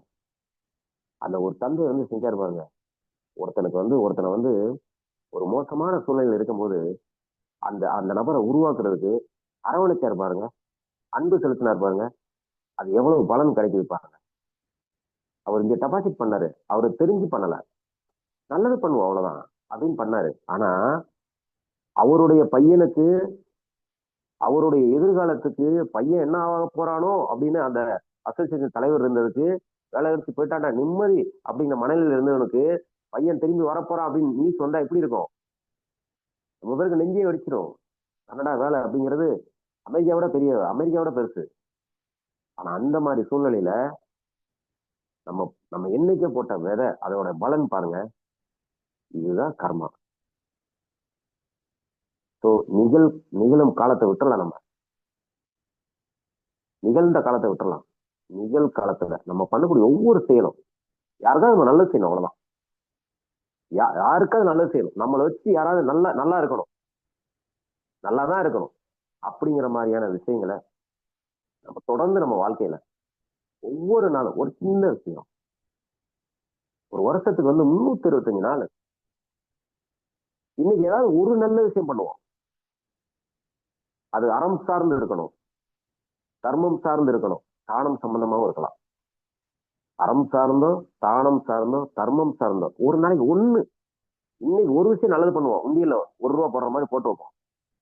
365 நாட்கள். இந்த 365 நாட்கள்ல நமக்கு 365 கர்ம வினை பயன்கள் நம்ம உருவாக்கிட்டோம். நம்ம பணத்தை உருவாக்கணுமா? நம்ம சொத்தை உருவாக்கணுமா? பணத்தை உருவாக்க தேவையில்லை, சொத்தை உருவாக்க தேவையில்லை, அது தானா வரும். நம்ம என்னைக்கு இந்த தானங்கள், தர்மங்கள், நேர்மறை எண்ணங்கள், நேர்மறை சிந்தனைகள், ஒரு நீதி நேர்மையா இருந்து ஒரு நாளைக்கு ஒண்ணே ஒண்ணு, ரொம்ப வேண்டாம். நம்ம சாதாரணமான மனிதர்கள், நம்ம அடிப்படையான ஒரு ஒரு ஒரு குடும்பஸ்தர்கள், சாதாரணமான மனிதர்கள், பல்வேறு விதமான சுற்றுப்புற சூழ்நிலைகள்ல நம்ம வாழ்ந்துட்டு இருக்கோம். நம்ம ஒரு சில இடங்கள்ல கோவப்படுற மாதிரி சூழல் வரும், வராம இருக்காது. ஒரு சில இடங்கள்ல ஒரு சில பத்தி தப்பா சொல்ற மாதிரி சூழல் வரும், வராம இருக்காது. ஆனா கூடுமான வரை அதை குறைக்கணும். அப்படி குறைச்சிட்டு இருக்கும் போதே முடிஞ்சவரை குறைக்கணும். ஏன்னா அது உடனே பக்குவப்படாது, உடனே எல்லாரும் மாதிரி வந்துட முடியாது. ஒரு கோபமோ இல்லாட்டி மற்ற ஒரு வெறுப்போ இதெல்லாம் உடனே நமக்கு டக்குன்னு மாறாது. அது திடீர்னு சூழல்கள் புற சூழல்கள் நம்மளை மாற்றும். அது ரொம்ப முக்கியம். நம்ம ரொம்ப கவனமா இருக்கணும். நம்ம கர்மா ஹீலிங்ல இருக்கோம், டாக்டர் ஐயா வழிநடத்துறாரு, நம்ம கரெக்டா போய்கிட்டு இருக்கோம், ஓகே தான். ஆனாலும் நம்ம இந்த சுற்றுப்புற சூழல்கள் நம்மளை அந்த இயல்பு நிலைக்கு நம்மளை பண்ண விடாது. சுற்றுப்புற சூழல்கள் பண்ண விடாது. நம்மளை கோபம் மூட்டும். யாரு கோபம் மூட்டுவாங்க? நம்ம அம்மா அப்பாவே நமக்கு கோபத்தை கொடுக்கலாம், நம்ம தாய் தந்தரியே நமக்கு கோபத்தை கொடுக்கலாம், நம்ம கூட பிறந்த சகோதர சகோதரிகள் கோபத்தை கொடுக்கலாம், நம்ம வீட்டுல இருக்கக்கூடிய மாமனார் மாமியார்கள் கோபத்தை கொடுக்கலாம், நம்மளோட நண்பர்கள் நம்ம கோபத்தை உருவாக்கலாம். சுற்றுப்புற சூழல்கள், பணியில் இருக்கக்கூடிய இடங்கள்ல பல பேர் நம்ம கோபத்தை அதிகரிக்கலாம். ஆனால் கர்மா ஹீலிங்ல இருந்தாலும் இந்த சுற்றுப்புற சூழல்கள் நம்மளை மாற்ற நினைச்சாலும் நம்ம மனம் அமைதிப்படணும், நம்ம மனம் பக்குவப்படணும். நமக்கு ஏற்கனவே பாட்டு போடுறோம்ல, சாந்தி அடையணும் மனம். நமக்கு பாட்டிலே இருக்கு சாந்தி அப்படிங்கிறது. மனம் சாந்தி அடையணும், அமைதியாகணும். என்ன நடந்தாலும் நம்ம நினைக்கக்கூடாது. நம்ம அதை பத்தி அடுத்த கட்டத்துக்கு போகாம நம்ம பண்ணிடணும்.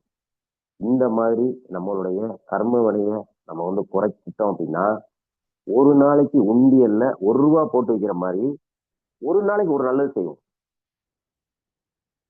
ஒரு நாளைக்கு ஒரு நல்லது செஞ்சு நீங்க ஒரு டைரி வச்சிருந்தீங்கன்னா, இந்த வருஷத்துல ஒரு டைரி வச்சிருந்தீங்க அப்படின்னா, நீங்க சும்மா எழுதி கூட வைங்க, தப்பு கிடையாது.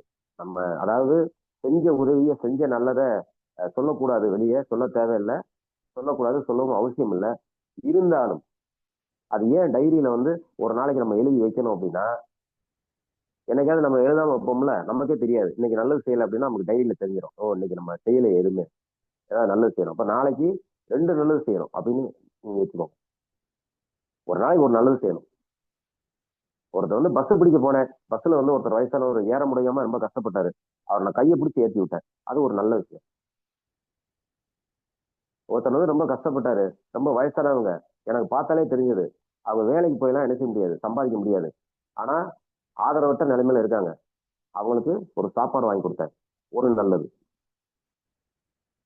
இப்படி ஒவ்வொரு நாளும் ஒரு நல்லது, தீவினை இல்லாம நல்வினை நம்ம செஞ்சிட்டோம்னாலே உண்டியல்ல ஒவ்வொரு நாளும் ஒரு அந்த கர்மாவில் நீங்க உண்டியல்ல ஒரு நல்லது செஞ்சுட்டே இருங்க, உங்க கர்மாவில் உள்ளது குறைஞ்சிட்டே வரும். ஏன்னா இங்க ஏற ஏற அங்க குறைஞ்சிட்டே வரும். தராசு தட்டுகள் என்ன ஆகுது, நமக்கு இப்ப கர்மா பாத்தீங்கன்னா நம்ம ஏறி உட்காந்தா கூட அது நியூட்ரல் ஆக மாட்டேங்குது. கர்மால இருக்கக்கூடிய தராசு பாத்தீங்கன்னா அப்படி உச்சத்துல இருக்கு, தூக்கி நிக்குது மேல. அது என்னைக்கு சமநிலை ஆகுறது, முள்ளு நேரம் என்னைக்கு நிக்கிறது, நிக்கல. அப்ப அந்த தராசு தட்டுல முள்ளு நேரடியா நிக்கணும் அப்படின்னா நமக்கு இங்க என்ன செய்யணும், அந்த கர்ம வினைக்கு பக்கத்துல இருக்கக்கூடிய இதுல அதுதான் இறங்கி, அதுதான் என்ன செய்யுது, பயங்கரமா என்ன செய்யுது, அதை நியூட்ரல் பண்ணணும், அதை நேர்படுத்தணும். கர்மா குறைக்கணும் அப்படின்னா அந்த தராசு தட்டுல நம்ம கொஞ்சம் கொஞ்சமா வச்சுக்கிட்டே இருக்கணும்.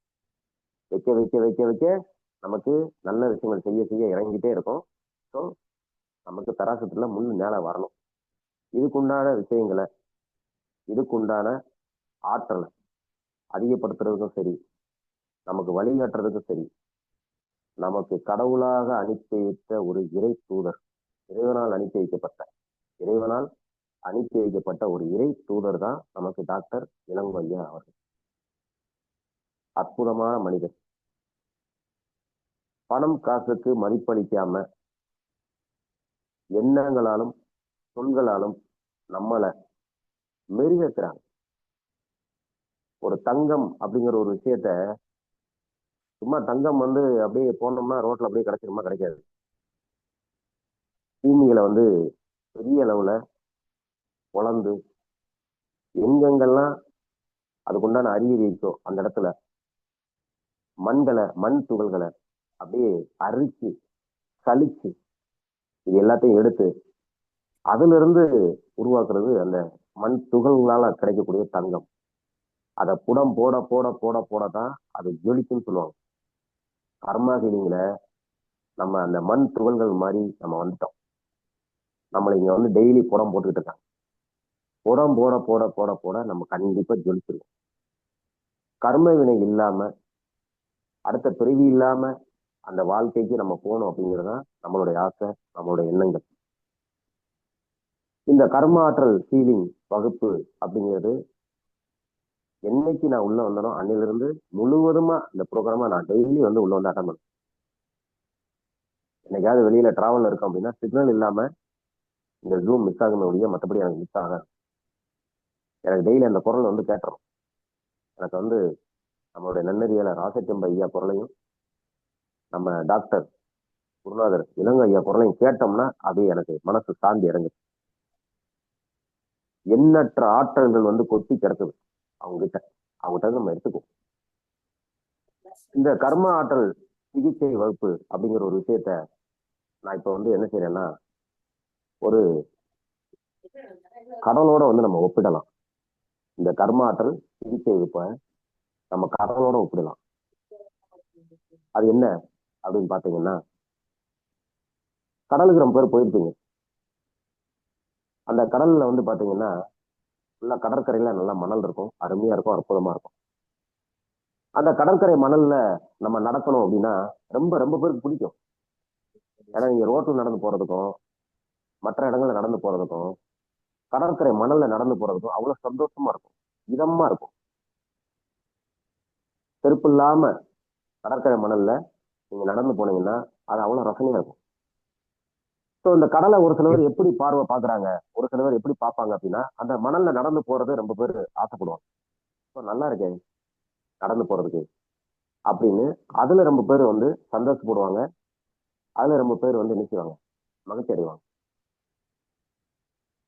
இதுல இன்னும் ஒரு சில பேர் என்ன செய்வாங்கன்னா அதே கடற்கரையில ஒரு மணல் வீடு மாதிரி கட்டுவாங்க. நம்மளே சின்ன வயசுல கட்டியிருப்போம்.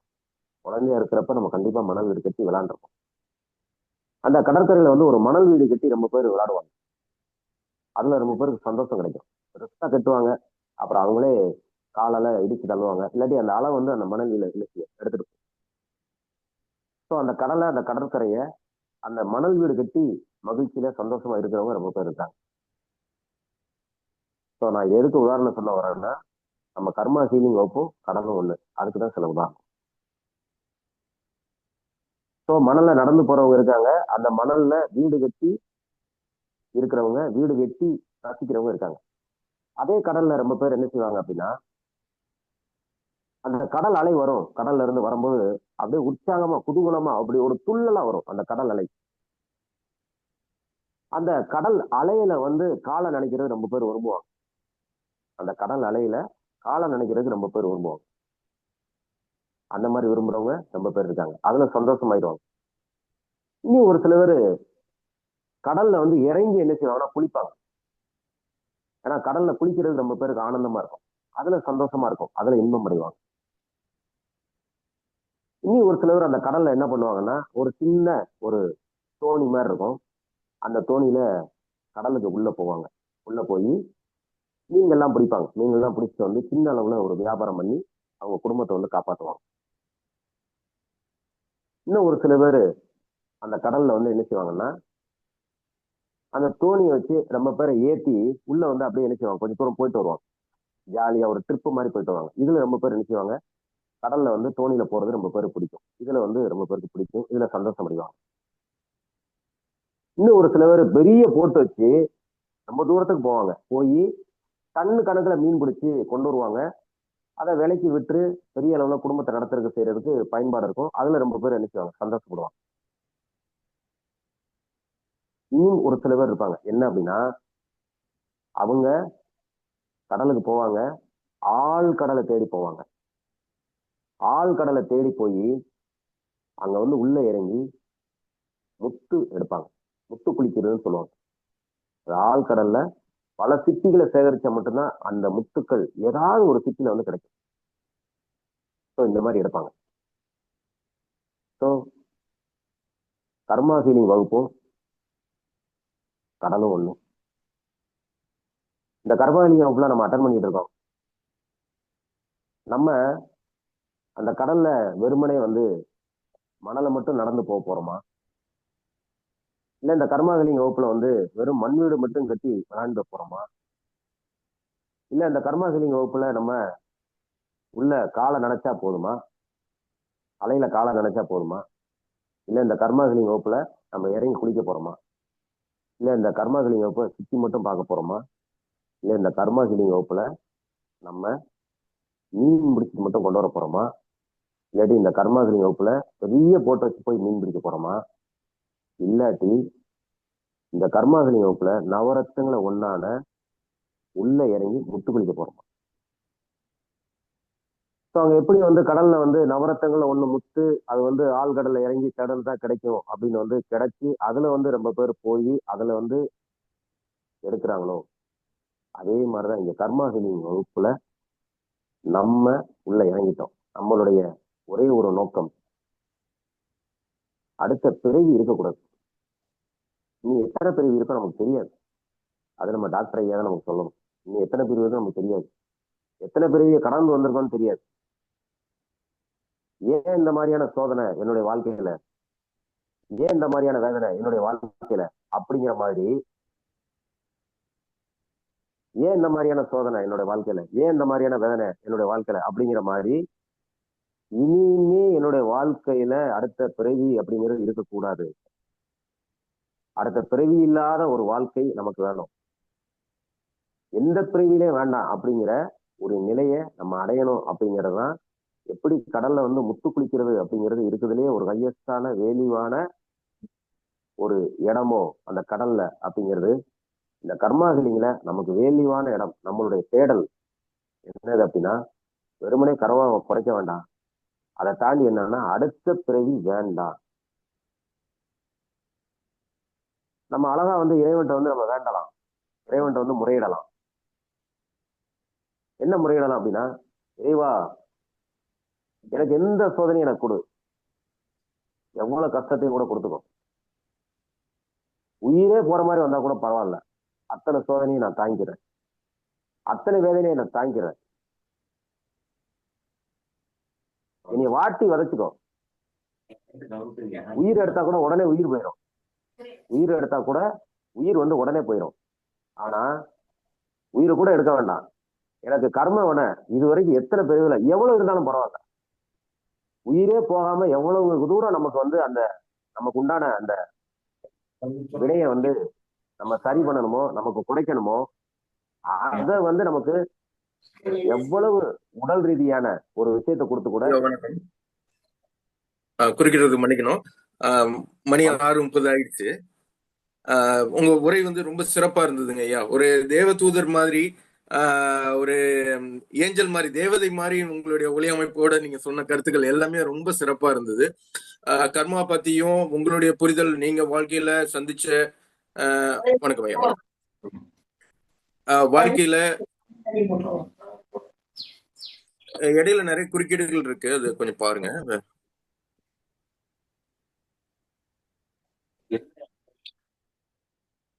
ஐயா. ஐயா அவர்கள் ரொம்ப சிறப்பா சொன்னாங்க. இந்த வகுப்பை வந்து கிட்டத்தட்ட ஒரு 1.5 மணி நேரம் எடுத்திருக்காங்க. ரொம்ப சிறப்பா. அதாவது கர்மாவை பத்தின ஒரு புரிதல், எப்படியெல்லாம் நம்ம வந்து வாழ்க்கையில ஒரு கர்மா நமக்கு எப்படி ப்ளே பண்ணுது, அதிலிருந்து நம்ம வெளியேறதுக்கும், நம்மளோட கர்மாவை கழிக்கிறதுக்கும் ஏகப்பட்ட வழிகள் ஐயா சொல்லியிருக்காங்க. ரொம்ப சிறப்பான வகுப்பா இருந்தது. ரொம்ப சிறப்பு. அதே மாதிரி இப்போ மணி வந்து 6:30 ஆயிடுச்சு. சார் இன்னும் மெடிடேஷன்ல இருந்து வரலன்னு நினைக்கிறேன். ஸோ வந்து நம்ம வகுப்பை இதோட முடிக்கலாம். ஸோ இறை வணக்க பாடல் அண்ட் இறை விளக்க பாடலோட முடிச்சுக்கலாம். சகோதரி கவியரசி இருக்கீங்களா? ஐயா இருக்குங்க ஐயா. கேக்குதுங்களா ஆ ஐயா? ஆ ஆ பாடலாம். இறை வணக்க பாடலையும் இறை விளக்க பாடலையும் முடிச்சுட்டு நம்ம ஓகே வகுப்பை ஓகே. முடிக்கலாம். நன்றிங்க நன்றி. ஐயா. நன்றிங்க ஐயா. எப்போது நீ அறிவாயோ அப்போதே சாந்தி அடைவாய். இதை எப்போது நீ அறிவாயோ அப்போதே சாந்தி அடைவாய். இப்பாரில் எப்போதும் எல்லாம் இறை அருளால்.